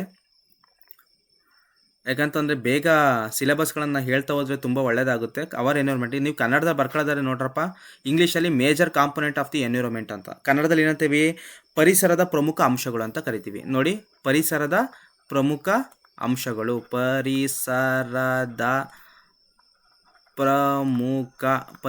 ಪ್ರಮುಖ ಅಂಶಗಳು ಬರ್ಕೊಬಿಡಿ ಬೇಗ, ಸರಿನಾ? ನೆಕ್ಸ್ಟು ಟೈಪ್ಸ್ ಆಫ್ ಎಕೋಸಿಸ್ಟಮ್ ಅಂತಂದರೆ ಪರಿಸರ ವ್ಯವಸ್ಥೆಯ ವಿಧಗಳು ಅಂತ. ಏನಿಲ್ಲ, ಪರಿಸರ ಸಣ್ಣದಾಗೆ ಬರಿತಾ ಇದ್ದೀನಿ, ಪರಿಸರ ವ್ಯವಸ್ಥೆಯ ವಿಧಗಳು. 100% ಇದು ಚೆನ್ನಾಗಿ ಮಾಡ್ಕೊಡ್ತೀನಿ. ಯಾಕಂತಂದರೆ ಬಯಾಲಜಿ ಸ್ವಲ್ಪ ಈಸಿ, ಮತ್ತು ನನ್ನ ಫೇವ್ರೆಟ್ ಸಬ್ಜೆಕ್ಟ್ ಕೂಡ ಬಯಾಲಜಿನೇ. ಸೊ ಈ ಪರಿಸರ ವ್ಯವಸ್ಥೆಯ ವಿಧಗಳು ಅಂತಂದು, ಈಗ ನೋಡಿ, ಕೆರೆ ಪರಿಸರ ವ್ಯವಸ್ಥೆ ಬರ್ತದೆ, ನೆಲ ಪರಿಸರ ವ್ಯವಸ್ಥೆ ಬರ್ತದೆ, ಕಾಡಿನಲ್ಲಿ ಪರಿಸರ ವ್ಯವಸ್ಥೆ ಬರ್ತದೆ. ಸೊ ಇವೆಲ್ಲವೂ ಕೂಡ ಪರಿಸರ ವ್ಯವಸ್ಥೆಯ ವಿಧಗಳು. ಅಂದರೆ ಪರಿಸರ ವ್ಯವಸ್ಥೆ ಅಂತಂದರೆ ಅಲ್ಲಿ ಯಾವ್ಯಾವ ಪ್ರಾಣಿಗಳಿದ್ದಾವೆ, ಯಾವ್ಯಾವ ಪ್ರಾಣಿಗಳು ಯಾವ್ಯಾವ ಪ್ರಾಣಿಯ ಮೇಲೆ ಅವಲಂಬಿತವಾಗಿಲ್ಲ. ಪರಿಸರ ವ್ಯವಸ್ಥೆ ಅಂದ್ರೇನು, ಪರಿಸರ ವ್ಯವಸ್ಥೆ ಅಂತಂದ್ರೆ ಏನು, ಜೈವಿಕ ಮತ್ತು ಅಜೈವಿಕ ವಸ್ತುಗಳ ಒಂದು ಅನುವರ್ತನೆಗೆ ನಾವೇನಂತ ಕರಿತೀವಿ, ಪರಿಸರ ವ್ಯವಸ್ಥೆ ಅಂತ ಕರಿತೀವಿ. Interaction between the living and non living things ಅಂತ ಕರಿತೀವಿ ಇಂಗ್ಲೀಷಲ್ಲಿ. ಸೊ ಇದನ್ನು ನಾವು ಏನಂತ ಕರಿತೀವಿ, ಎಕೋಸಿಸ್ಟಮ್ಸ್ ಅಂತ ಕರಿತಾ ಹೋಗ್ತೀವಿ. ಅದರಲ್ಲಿ ಟೈಪ್ಸ್ ಇದ್ದಾವೆ. ವಾಟರ್ ಎಕೋಸಿಸ್ಟಮ್, ವಾಟರು ಮತ್ತು ಅರ್ತ್, ಇಲ್ಲೆಲ್ಲ ಸಾಮಾನ್ಯವಾಗಿ ಏನು ಮಾಡ್ತದೆ, ಟೈಪ್ಸ್ಗಳು ಬರ್ತವೆ. ಅದ್ರ ಬಗ್ಗೆನೂ ಕೂಡ ಹೇಳ್ತಾ ಹೋಗ್ತೀನಿ. ಇಂಗ್ಲೀಷು ಮತ್ತು ಕನ್ನಡದಲ್ಲಿ ಎರಡರಲ್ಲೂ ಕೂಡ ನಾನು ಏನು ಮಾಡ್ತಾ ಹೋಗ್ತೀನಿ, ಹೇಳ್ತಾ ಹೋಗ್ತೀನಿ. Next, life diversity and features. ಹಂಗಂದ್ರೇನು, ಲೈಫ್ ಡೈವರ್ಸಿಟಿ ಆ್ಯಂಡ್ ಫೀಚರ್ಸ್ ಅಂತಂದ್ರೇನು, ಜೀವನ ವೈವಿಧ್ಯತೆ. ಲೈಫ್ ಡೈವರ್ಸಿಟಿ ಅಂದ್ರೇನು, ವೈವಿಧ್ಯತೆ ಅಂತ. ಇಲ್ಲಿ ಜೀವನ ವೈವಿಧ್ಯತೆ ಅಂತ ನಾವು ಪದವನ್ನು ಬಳಸಬೇಕು. ಅಥವಾ ಜೀವನ, ಲೈಫ್ ಅಂತಂದರೆ ಜೀವನ ಅಲ್ವಾ, ಜೀವನ ವೈವಿಧ್ಯತೆ, ಜೀವನ ಏನೋ ವೈವಿಧ್ಯತೆ. ಆ್ಯಂಡ್ ಫೀಚರ್ಸ್ ಅಂತಂದ್ರೇನು, ಅದರ ವೈಶಿಷ್ಟ್ಯತೆಗಳು. ಫೀಚರ್ಸ್ ಮೀನ್ಸ್ ಅದರ ವೈಶಿಷ್ಟ್ಯತೆಗಳು, ಅದರ ವೈಶಿಷ್ಟ್ಯತೆಗಳು. ಇಷ್ಟು ಡೀಟೇಲಾಗಿ ಎಕ್ಸ್ಪ್ಲನೇಷನ್ ಯಾರು ಕೊಡಲ್ಲ. ಬರೀ ಏನು ಮಾಡ್ತಾರೆ ಅಂತಂದರೆ, ಸೈನ್ಸು, ಮ್ಯಾಥ್ಸು ಮತ್ತು ಕನ್ನಡ, ಇಂಗ್ಲೀಷು ಮತ್ತು ಸೈಕಾಲಜಿ ಇಷ್ಟಿಷ್ಟನ್ನೇ ಓದ್ಕೊಳ್ಳಿ ಅಂತ ಹೇಳ್ತಾರೆ. ಬಟ್ ಇಷ್ಟು ಡೀಟೇಲಾಗಿ ನಾನು ಈಗ ಅದರಲ್ಲಿ ಯಾವ್ಯಾವನ್ನೇ ಕೇಳ್ತಾರೆ ಅಂದ್ಬಿಟ್ಟು ನಾನು ಬರಿತಾ ಹೋಗ್ತಿದ್ದೀನಿ. ಅದರಲ್ಲಿ ಸ್ವಲ್ಪ ಮ್ಯಾಥ್ಸು ಮತ್ತು ಸೈನ್ಸಿಗೆ ಸಂಬಂಧಪಟ್ಟಂತೆ ಜಾಸ್ತಿ ಹೇಳಿದ್ದೀನಿ. ಮತ್ತು ಸೋಷಿಯಲ್ ಕೂಡ ಅಷ್ಟೇ. ಸೋಷಿಯಲ್ ಮಾತ್ರ 100% ತುಂಬ ನೀಟಾಗಿ ಕೂಡ ಬರೆದಿದ್ದೀನಿ. ಅದು ಮತ್ತು ಇಂಗ್ಲೀಷ್ ಮೀಡಿಯಮಲ್ಲಿ ಯಾರು ಬರೀತಾರೆ ಮತ್ತು ಇಂಗ್ಲೀಷ್ ಮೀಡಿಯಮಲ್ಲಿ ಯಾರು ಕಲಿತಾರೆ ಅವ್ರಿಗೂ ಕೂಡ ತುಂಬ ಈಸಿ.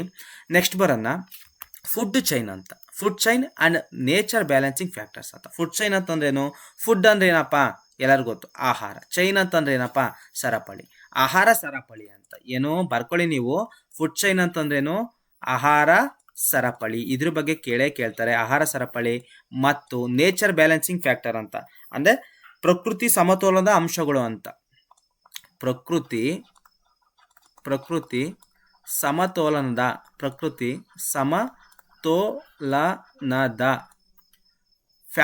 ಫ್ಯಾಕ್ಟರ್ಸ್ ಅಂತಂದ್ರೇನು, ಪ್ರಕೃತಿ ಸಮತೋಲನದ ಫ್ಯಾಕ್ಟರ್ಸ್ ಅಂತಂದರೆ ಅಂಶಗಳು.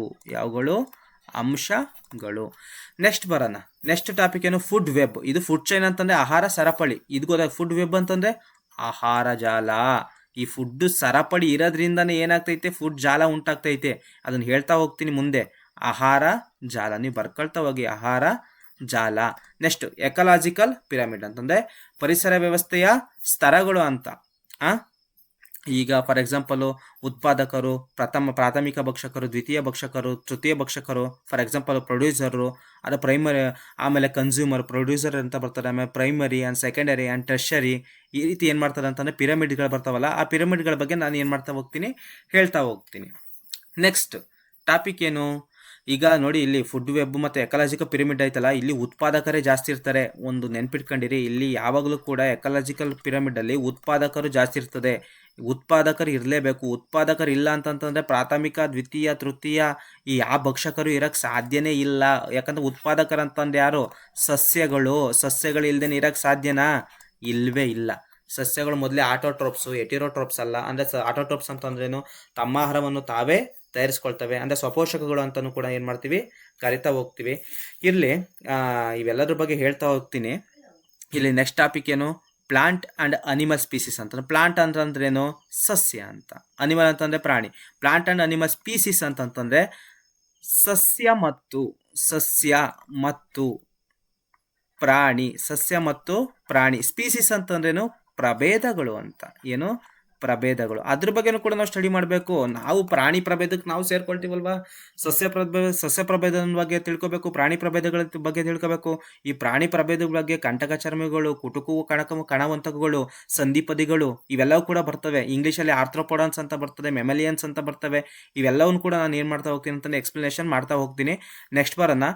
Next types of pollution, reasons, effects and remedial measures ಅಂತ. ಇಲ್ಲಿ ನೋಡಿ, ಟೈಪ್ಸ್ ಆಫ್ ಪೊಲ್ಯೂಷನ್ ಅಂತಂದ್ರೇನು?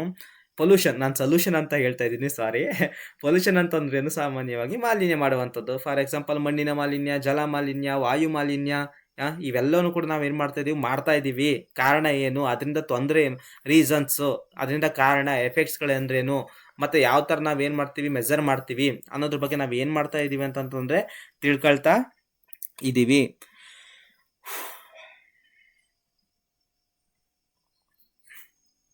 ಅದ್ರ ಬಗ್ಗೆ ನಾವೇನು ತಿಳ್ಕೊಳ್ತಾ ಹೋಗೋಣ. ನೆಕ್ಸ್ಟ್ ಗ್ರೀನ್ ಹೌಸ್ ಎಫೆಕ್ಟ್ ಅಂತ. ಅಂದರೆ ಗ್ರೀನ್ ಹೌಸ್ ಅಂತಂದರೆ ಹಸಿರು ಮನೆ ಪರಿಣಾಮ ಅಂತ. ಎಫೆಕ್ಟ್ಸ್ ಮೀನ್ಸ್ ಪರಿಣಾಮ. ಹಸಿರು ಮನೆ. ಯಾವ ಮನೆ? ಹಸಿರು ಮನೆ ಪರಿಣಾಮ. ನೆಕ್ಸ್ಟ್ ಗ್ರೀನ್ ಹೌಸ್ ಗ್ಯಾಸಸ್ ಅಂತ. ಹಸಿರು ಮನೆ ಪರಿಣಾಮ ಆಯಿತು. ಗ್ರೀನ್ ಹೌಸ್ ಗ್ಯಾಸಸ್ ಅಂತಂದ್ರೇನು? ಹಸಿರು ಮನೆ ಅನಿಲಗಳು 100% ಎವರಿ ಎಕ್ಸಾಮಿನೇಷನ್ ಇದ್ದೇ ಇರ್ತದೆ. ಹಸಿರು ಮನೆ ಅನಿಲಗಳು ಯಾವ್ಯಾವು ಅಂತ ಕೇಳ್ತಾರೆ. ಅಥವಾ ಗ್ರೀನ್ ಹೌಸ್ ಎಫೆಕ್ಟಿಂದ ನಮಗೇನು ತೊಂದರೆ ಆಗುತ್ತೆ ಅಂತ ಕೇಳ್ತಾರೆ. ಹಸಿರು ಮನೆ ಅನಿಲಗಳು ಫಾರ್ ಎಕ್ಸಾಂಪಲ್ ಮೀಥೇನ್ ಆಗಿರ್ಬೋದು, ನೀರಾವಿ ಆಗಿರ್ಬೋದು, ಇವೆಲ್ಲವೂ ಕೂಡ ಏನಾಗ್ತದೆ? ಹಸಿರು ಮನೆ ಅನಿಲಗಳಾಗ್ತದೆ. ನೈಟ್ರೋಜನ್ ಆಕ್ಸೈಡ್ಗಳಾಗಿರ್ಬೋದು, NO2 ಇವೆಲ್ಲವೂ ಕೂಡ ಹಸಿರು ಮನೆ ಅನಿಲಗಳಾಗ್ತದೆ. ಅದಾದಮೇಲೆ CO2 ಇವೆಲ್ಲವೂ ಕೂಡ ಸಾಮಾನ್ಯವಾಗಿ ಏನಾಗ್ತದೆ? ಹಸಿರು ಮನೆ ಅನಿಲಗಳಾಗ್ತದೆ. Next sustainable development and it is maintenance. ಅಂದರೆ ಅದು ಸುಸ್ಥಿರ ನಿರ್ವಹಣೆ ಯಾವ ಥರ ಮಾಡಬಹುದು ಅಂತ. ನೆಕ್ಸ್ಟ್ ವೇಸ್ಟ್ ಮ್ಯಾನೇಜ್ಮೆಂಟ್ ಮೆಜರ್ಸ್ ಅಂತ. ವೇಸ್ಟ್ ಮ್ಯಾನೇಜ್ಮೆಂಟ್ ಮೆಜರ್ಸ್ ಅಂತಂದ್ರೇನು? ಒಂದು ನಿಮಿಷ. ಏನು? ತ್ಯಾಜ್ಯ ನಿರ್ವಹಣೆಯ ಬರ್ಕೊಳ್ಳಿ. ತ್ಯಾಜ್ಯ ನಿರ್ವಹಣೆಯ ಕ್ರಮಗಳು ಅಂತ ಬರ್ಕೊಳ್ಳಿ. ಇಲ್ಲಿಲ್ಲ, ಸ್ಪೇಸ್ ಇಲ್ಲ. ತ್ಯಾಜ್ಯ ನಿರ್ವಹಣೆಯ ಕ್ರಮಗಳು ಅಂತ. ಇದೊಂದು ನಿಮಿಷ ರಬ್ ಮಾಡಿಬಿಡ್ತೀನಿ.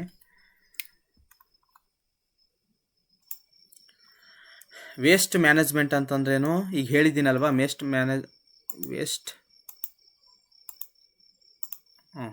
ಮ್ಯಾನೇಜ್ಮೆಂಟ್ ಅಂತಂತಂದರೆ ವೇಸ್ಟ್ ಮ್ಯಾನೇಜ್ಮೆಂಟ್ ಅಂತಂದ್ರೇನು? ತ್ಯಾಜ್ಯ ನಿರ್ವಹಣೆಯ ಕ್ರಮಗಳು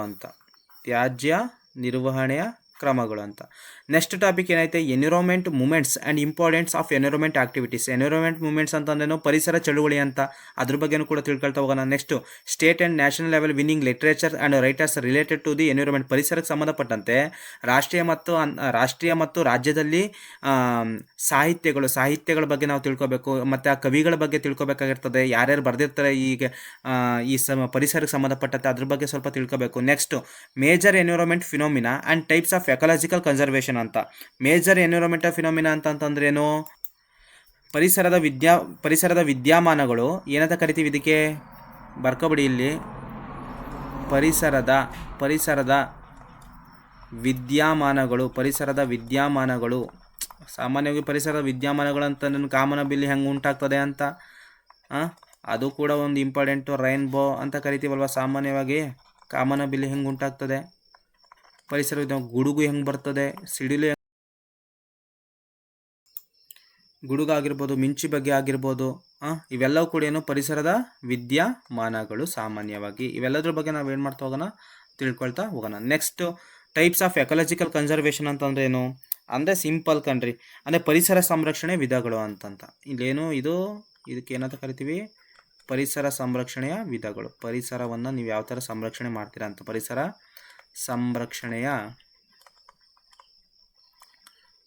ಸಂರಕ್ಷಣೆಯ ವಿಧಗಳು. ಹೌದು, ನಾವು ಯಾವ ಥರ ಮಾಡ್ತೀವಿ ಅನ್ನೋದನ್ನ ಮುಂದೆ ನಾವು ತಿಳ್ಕೊಳ್ತಾ ಹೋಗೋಣ. ನೆಕ್ಸ್ಟ್ ಸ್ಲೈಡಿಗೆ ಹೋಗೋಣ. ನಾವು ಇನ್ನು 7ನೇ ಸ್ಲೈಡಲ್ಲಿದ್ದೀನಿ. ಇನ್ನೂ ಕೂಡ ಹಲವಾರು ಸ್ಲೈಡ್ಗೆ ಹೋಗಬೇಕು. ಸುಮಾರು 20 ಸ್ಲೈಡ್ ಇದ್ದಾವೆ. ಬೇಗ ಸ್ವಲ್ಪ ಮುಗಿಸ್ಬಿಡ್ತೀನಿ. ನೆಕ್ಸ್ಟ್ ಲಿವಿಂಗ್ ವರ್ಲ್ಡ್ ಅಂತ ಬರ್ತದೆ. ಲಿವಿಂಗ್ ವರ್ಲ್ಡ್ ಅಂತಂದ್ರೇನು, ಜೀವ ಜಗತ್ತು. ಈ ಜೀವ ಜಗತ್ತಲ್ವಾ, ಸ್ವಲ್ಪ ಫಾಸ್ಟಾಗಿ ಮುಗಿಸ್ಬಿಡ್ತೀನಿ. ನೆಕ್ಸ್ಟ್ ಲೈಫ್ ಪ್ರೊಸೆಸ್ ಅಂದರೆ ಜೀವ ಜಗತ್ತು, ಜೀವ ಪ್ರಪಂಚಗಳು, ಜೀವನ ಕ್ರಿಯೆಗಳು. ಅಂದರೆ ಈಗ ಲೈಫ್ ಪ್ರೊಸೆಸ್ ಅಂತಂದ್ರೇನು, ಜೀವನ ಕ್ರಿಯೆಗಳು ಅಂತ. ಈ ಜೀವನ ಕ್ರಿಯೆಗಳು ಏನೇನು ಬರ್ತದೆ ಅವೆಲ್ಲನೂ ಕೂಡ ನೋಡಿ, ಉಸಿರಾಟ ಆಗಿರ್ಬೋದು, ರಕ್ತ ಸಂಚಾರ ಆಗಿರ್ಬೋದು, ಹೃದಯ ಬಡಿತ ಆಗಿರ್ಬೋದು, ಇವೆಲ್ಲವೂ ಕೂಡ ಜೀವನ ಕ್ರಿಯೆಗಳಲ್ಲಿ ಸಾಮಾನ್ಯವಾಗಿ ಬರ್ತದೆ. ನೆಕ್ಸ್ಟ್ ಕ್ಲಾಸಿಫಿಕೇಶನ್ ಆಫ್ ಆರ್ಗನಿಸಮ್ಸ್ ಅಂತ. ಆರ್ಗನಿಸಮ್ ಅಂತಂದ್ರೆ ಸಾಮಾನ್ಯವಾಗಿ ಒಂದು ಜೀವಿಗಳ ಒಂದು ವರ್ಗೀಕರಣ ಅಂತ. ಜೀವಿಗಳ ವರ್ಗೀಕರಣ, ಆರ್ಗನಿಸಮ್ಸ್ ಅಂತಂದರೆ ಕ್ಲಾಸಿಫಿಕೇಶನ್ ಆಫ್ ಆರ್ಗನಿಸಮ್, ಜೀವಿಗಳ ವರ್ಗೀಕರಣ ಮಾಡೋದು. Next how do organism reproduce, ಹೇಗೆ ಜೀವಿಗಳು ಸಂತಾನೋತ್ಪತ್ತಿ ಮಾಡ್ತವೆ ಅಂತ. ನೆಕ್ಸ್ಟ್ ಟಾಪಿಕ್ ಏನು, cell, tissue, organs and organ systems. Cell ಅಂತಂದರೆ ಜೀವಕೋಶ ಆಗಿರ್ಬೋದು. ನೆಕ್ಸ್ಟು ಟಿಶ್ಯೂ ಬಗ್ಗೆ ಆಗಿರ್ಬೋದು. ಸೆಲ್ಲು, ಟಿಶ್ಯೂ ಅಂದರೆ ಅಂಗಗಳು ಮತ್ತು ಆರ್ಗನ್ ಸಿಸ್ಟಮ್ ಅಂತಂದರೆ ಅಂಗ ವ್ಯವಸ್ಥೆ. ಸೆಲ್ ಅಂತಂದರೆ ಜೀವಕೋಶ, ಅಂಗಗಳು, ನೆಕ್ಸ್ಟ್ ಏನು ಅಂಗ ವ್ಯವಸ್ಥೆ. ಇದು ಕೂಡ ಇಂಪಾರ್ಟೆಂಟ್. ಸೈನ್ಸಲ್ಲಿ ಇನ್ನೂ ಕೂಡ ಟಾಪಿಕ್ಸ್ ಇದ್ದಾವೆ. ನೆಕ್ಸ್ಟ್ ಟಾಪಿಕ್ ಹೋಗೋಣ. ಸೋರ್ಸಸ್ ಆಫ್ ಎನರ್ಜಿ ಅಂತ, ಶಕ್ತಿಯ ಮೂಲಗಳು ಅಂತ. ಸೋಲಾರ್ ಎನರ್ಜಿ ಅಂತಂದ್ರೇನು, ಸೌರಶಕ್ತಿ ಅಂತ. ನೆಕ್ಸ್ಟ್ ವೈಂಡ್ ಎನರ್ಜಿ ಅಂತಂದ್ರೇನು, ಪವನ ಶಕ್ತಿ. ಟೈಡಲ್ ಎನರ್ಜಿ ಅಂತಂದ್ರೇನು, ಉಬ್ಬರ ಬಿಳಿತ ಶಕ್ತಿ ಅಂತ. ಜಿಯೋಥರ್ಮಲ್ ಎನರ್ಜಿ ಅಂತಂದ್ರೇನು, ಅಲ್ಲಿ ಭೂಶಾಖದ ಶಕ್ತಿ ಅಥವಾ ಭೂ ಉಷ್ಣ ಶಕ್ತಿ ಅಂತಲೂ ಕೂಡ ನಾವೇನು ಮಾಡ್ತಾ ಹೋಗ್ತೀವಿ, ಇದನ್ನ ಕರಿತಾ ಹೋಗ್ತೀವಿ. Next biodegradable waste and non biodegradable waste ಅಂತ. ಅಂದರೆ ಇದು ಜೈವಿಕ ವಿಘಟನೆಗೆ ಒಳಗಾಗುವಂಥ ವಸ್ತುಗಳು, ಜೈವಿಕ ವಿಘಟನೆಗೆ ಒಳಗಾಗದೇ ಇರುವಂತಹ ವಸ್ತುಗಳ ಬಗ್ಗೆ ಏನು ಮಾಡ್ತಾ ಇದ್ದಾರೆ, ಕೇಳ್ತಾ ಇದ್ದಾರೆ. Next chemicals in our daily life ಅಂತ. ನಾವು ರಾಸಾಯನಿಕಗಳನ್ನು ನಾವು ದಿನನಿತ್ಯ ಜೀವನದಲ್ಲಿ ಎಲ್ಲೆಲ್ಲಿ ಬಳಸ್ತಾ ಇದ್ದೀವಿ ಅನ್ನೋದನ್ನ ಏನು ಮಾಡ್ತಾ ಇದ್ದೀವಿ ಅನ್ನೋದನ್ನ ನಾವು ಕಲಿತೀವಿ. ಮುಂದೆ ಇದ್ರ ಬಗ್ಗೆ ಸೋರ್ಸ್ ಆಫ್ ಎನರ್ಜಿ ಬಗ್ಗೆನೇ ಒಂದು ಫುಲ್ಲು ಕ್ಲಾಸನ್ನು ಮಾಡಿಕೊಡ್ತೀನಿ. ತುಂಬ easy and very interesting topic ಇದು. ನೆಕ್ಸ್ಟ್ ಸ್ಲೈಡಿಗೆ ಹೋಗೋಣ. ಸುಮಾರು ಇವಾಗ 10ನೇ ಸ್ಲೈಡಿಗೆ ಇವಾಗ ಬಂದೆ. ನ್ಯಾಚುರಲ್ ಫಿನೋಮಿನಾ ಅಂತ ಅಂದರೆ ನೈಸರ್ಗಿಕ ವಿದ್ಯಮಾನಗಳು ಅಂತ. ನೈಸರ್ಗಿಕ ವಿದ್ಯಮಾನ ಇಲ್ಲಿ motions, force, gravitations, Newton's law of motions, distance, speed and graphs. Motions ಅಂದ್ರೇನು, ಚಲನೆ, ಫೋರ್ಸು ಬಲ, ಗ್ರಾವಿಟೇಷನ್ ಗುರುತ್ವ, ನ್ಯೂಟನ್ನ ನಿಯಮಗಳು, ಯಾವುದು ಚಲನೆಗೆ ಸಂಬಂಧಪಟ್ಟಂತೆ. ಇನ್ನು ಏನೇನು ಕೇಳ್ಬೋದು, ದೂರ ಮತ್ತು ವೇಗದ ಅಲೇಖಗಳು. ಗ್ರಾಫ್ಸ್ ಅಂತಂದ್ರೇನು, ಕನ್ನಡದಲ್ಲಿ ಗ್ರಾಫ್ಸ್ ಅಂತಂದ್ರೇನು ನಿಮ್ಮ ಯಾರಿಗೂ ಗೊತ್ತಿರಲ್ಲ ಸಾಮಾನ್ಯವಾಗಿ, ಬಟ್ ಗ್ರಾಫ್ಸ್ ಅಂತಲೇ ಹೇಳಿ ಅಭ್ಯಾಸ ಆಗಿರ್ತದೆ. ಅಲೇಖಗಳು ಅಂತ ಕರಿತೀವಿ ಕನ್ನಡದಲ್ಲಿ. ಗ್ರಾಫ್ಸ್ಗಳಿಗೆ ನಾವೇನಂತ ಕರಿತೀವಿ, ಅಲೇಖಗಳು ಅಂತ ಕರಿತೀವಿ. ನೆಕ್ಸ್ಟ್ ಸ್ಲೈಡ್ಗೆ ಹೋಗೋಣ. 12ನೇ ಸ್ಲೈಡ್ಗೆ ಹೋಗೋಣ. Next how do things works electricity ಅಂದರೆ ಹೇಗೆ ಕಾರ್ಯನಿರ್ವಹಿಸ್ತದೆ ಅಂತ. ಎಲೆಕ್ಟ್ರಿಸಿಟಿ ಹೇಗೆ ಕಾರ್ಯನಿರ್ವಹಿಸ್ತದೆ ಅಂತ ಅಂದರೆ definition, important of terminologies and SI units. ಅದಕ್ಕೆ ಸಂಬಂಧಪಟ್ಟಂತೆ ಎಲೆಕ್ಟ್ರಿಸಿಟಿ ಅಂದರೆ ವಿದ್ಯುತ್ ಶಕ್ತಿ ಬಗ್ಗೆ ಏನು ಮಾಡಬೇಕು, ನಾವು ಸಂಪೂರ್ಣವಾದಂಥ ಪಾಠವನ್ನು ತಿಳ್ಕೋಬೇಕು. ವಿದ್ಯುತ್ ಶಕ್ತಿ ವೆರಿ ವೆರಿ ಇಂಪಾರ್ಟೆಂಟು. ಇದರಲ್ಲಿ SI ಯೂನಿಟ್ಟು, ಏಕಮಾನಗಳು ವೆರಿ ವೆರಿ ಇಂಪಾರ್ಟೆಂಟು. 1 ಮಾರ್ಕ್ಸಿಗಂತೂ ಕೇಳ್ತಾನೆ. ನೆಕ್ಸ್ಟ್ ಸ್ಲೈಡಿಗೆ ಹೋಗೋಣ. ಇವಾಗ 12ನೇ ಸ್ಲೈಡ್ ಆಯಿತು.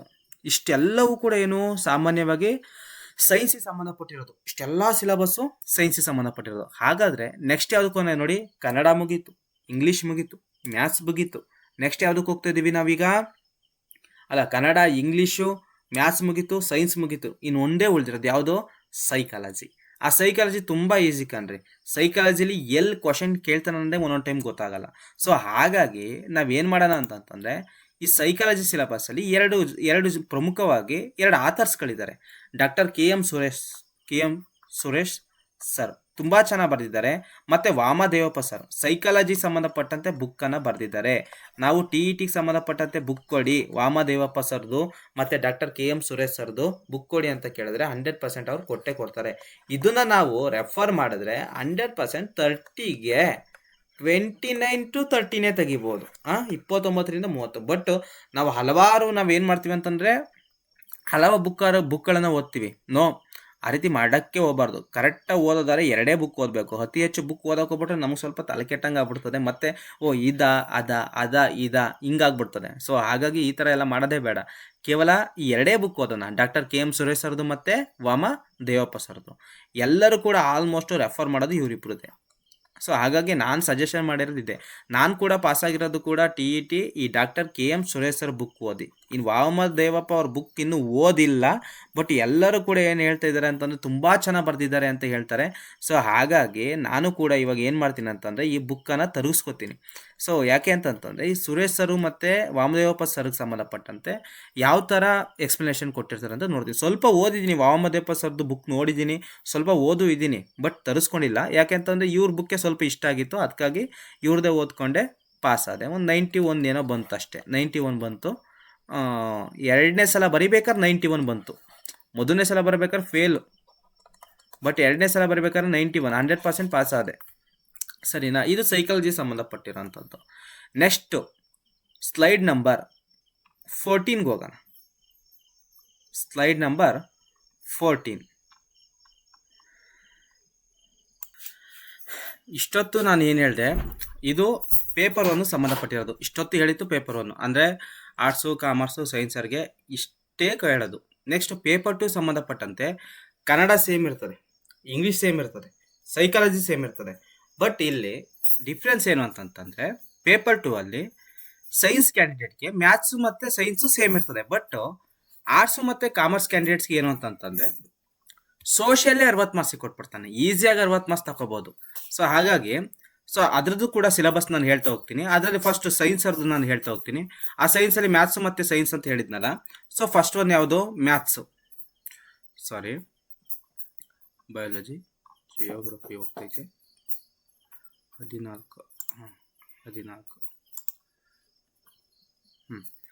ಮ್ಯಾಥ್ಸ್ ಅರ್ಥಮೆಟಿಕ್ ಪ್ರೋಗ್ರೆಷನ್ ಅಂತ ನಾವು ಕನ್ನಡದಲ್ಲಿ ಸ್ವಲ್ಪ ನಾವು ತಿಳ್ಕೊಬೇಕಲ್ವಾ. ಕನ್ನಡದಲ್ಲಿ ಅರ್ಥಮೆಟಿಕ್ ಪ್ರೋಗ್ರೆಷನ್ ಅಂತಂದ್ರೇನು, ಪ್ರೋಗ್ರೆಷನ್ ಅಂತಂದ್ರೇನು, ಪ್ರಗತಿ ಅಂತ. ಯಾವ ಪ್ರಗತಿ? ಅರ್ಥಮೆಟಿಕ್ ಅಂತಂದ್ರೇನು, ಅಂಕಗಣಿತ ಅಂತ. ಅಂಕಗಣಿತದ ಪ್ರಗತಿ ಅಂತ ಅರ್ಥ. ಓಕೆನಾ? ಅಂಕಗಣಿತದ ಪ್ರಗತಿ. ನೆಕ್ಸ್ಟ್ ಮ್ಯಾಥ್ಸಲ್ಲಿ ನಂಬರ್ ಸಿಸ್ಟಮ್ ಅಂತ. ನಂಬರ್ಸ್ ಅಂದ್ರೆ ಏನು? ಸಂಖ್ಯೆ. ಸಿಸ್ಟಮ್ ಅಂತಂದರೆ ವ್ಯವಸ್ಥೆ, ಒಂದು ಸಂಖ್ಯೆಯ ವ್ಯವಸ್ಥೆ ಅಂತ. ಏನು? ಸಂಖ್ಯೆಯ ವ್ಯವಸ್ಥೆ. ಇವೆಲ್ಲ ಇಂಪಾರ್ಟೆಂಟು, ಸಂಖ್ಯೆಯ ವ್ಯವಸ್ಥೆ. ನೆಕ್ಸ್ಟ್ ಸ್ಟ್ಯಾಟಿಕ್ ಆ್ಯಂಡ್ ಪ್ರೊಬಬಿಲಿಟಿ ಅಂತ. ಸ್ಟ್ಯಾಟಿಕ್ ಅಂತಂದ್ರೇನು? ಅಂಕಿ ಅಂಶಗಳು ಅಂತ. ಸ್ಟ್ಯಾಟಿಕ್ಸ್ ಅಂತಂದ್ರೇನು? ಅಂಕಿ ಅಂಶಗಳು. ಇಲ್ಲಿ ಬರಿತೀನಿ ಈ ಕಡೆ ಸೈಡು, ಅಂಕಿ ಅಂಶಗಳು. ಪ್ರೊಬಬಿಲಿಟಿ ಅಂತಂದ್ರೇನು? ಸಂಭವನೀಯತೆ. ಪ್ರೊಬಬಿಲಿಟಿ ಸಂಭವನೀಯತೆ.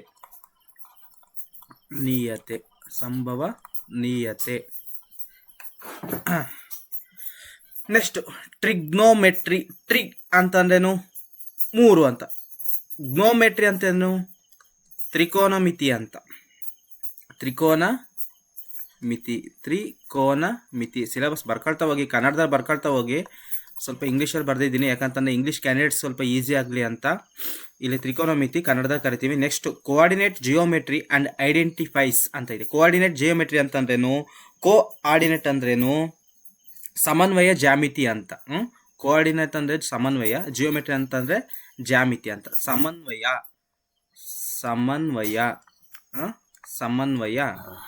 ಏನು? ಜಾಮಿತಿ. ನೆಕ್ಸ್ಟ್ ಐಡೆಂಟಿಫೈಸ್ ಅಂತ. ಐಡೆಂಟಿಫೈಸ್ ಅಂತಂದ್ರೇನು? ಗುರುತಿಸುವಂಥದ್ದು,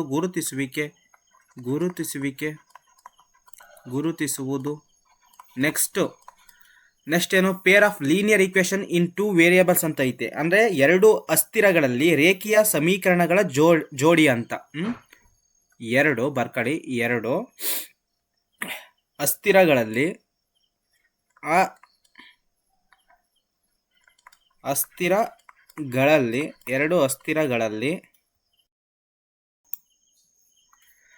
ಏನು?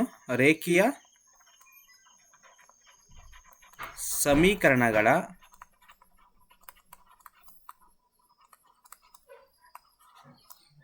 ಜೋಡಿ ಅಂತ ಅರ್ಥ.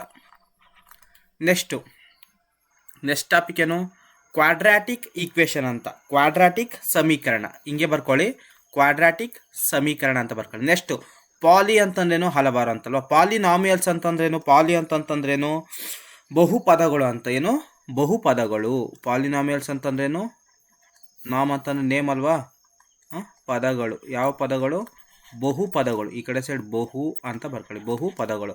ಇನ್ನು ಮೆನ್ಸುರೇಷನ್ ಅಂತಂದ್ರೇನು, ಮೆನ್ಸುರೇಷನ್ನ ಈ ಕಡೆಗೆ ಬರ್ಕೊಳ್ಳೋಣ ಸಾಮಾನ್ಯ. ಮೆನ್ಸುರೇಷನ್ ಅಂತಂದರೆ ಇದು ಕೂಡ ಮಾಪನ ಮಾಡುವಂಥದ್ದು, ಮಾಪನ. ಓಕೆನಾ. ನೆಕ್ಸ್ಟ್ ಟ್ರೈಆಂಗಲ್ಸ್ ತ್ರಿಕೋನಗಳು. ಟ್ರೈಆಂಗಲ್ಸ್ ಅಂತಂದ್ರೇನು, ತ್ರಿಕೋನಗಳು ಬರ್ಕೊಳ್ಳಿ, ತ್ರಿಕೋನಗಳು. ನೆಕ್ಸ್ಟ್ ಕ್ವಾಡ್ರಿಲ್ಯಾಟರಲ್ಸ್ ಅಂತಂದ್ರೇನು, ಚತುರ್ಭುಜಗಳು. ಏನಂತ ಕ್ವಾಡ್ರಿಲ್ಯಾಟರಲ್ಸ್ ಅಂತಂದ್ರೇನು,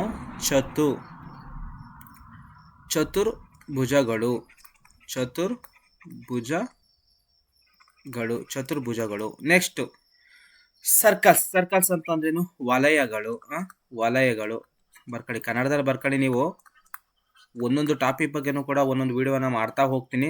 ಸ್ಟ್ಯಾಟಿಕ್ಸ್ ಬಗ್ಗೆ ಆಗಿರ್ಬೋದು, ಪ್ರಾಬಬಿಲಿಟಿ ಆಗಿರ್ಬೋದು, ಟ್ರಿಗ್ನೋಮೆಟ್ರಿ ಆಗಿರ್ಬೋದು, ಎಲ್ಲದ್ರ ಬಗ್ಗೆನೂ ಕೂಡ ನಾನು ವಿಡಿಯೋ ಮಾಡ್ತಾ ಹೋಗ್ತೀನಿ. Next area relates to circle ಅಂತ, ಅಂದರೆ ವಲಯಗಳಿಗೆ ಸಂಬಂಧಿಸಿದಂತೆ ಪ್ರದೇಶ ಅಂತ ಬರ್ಕೊಳ್ಳಿ. ಈ ಜಾಗದಾಗ ಬರ್ಕೊಳ್ಳಿ, ವಲಯಗಳಿಗೆ ಸಂಬಂಧಿಸಿದಂತೆ ಪ್ರದೇಶ. ಏನು, ಪ್ರದೇಶ.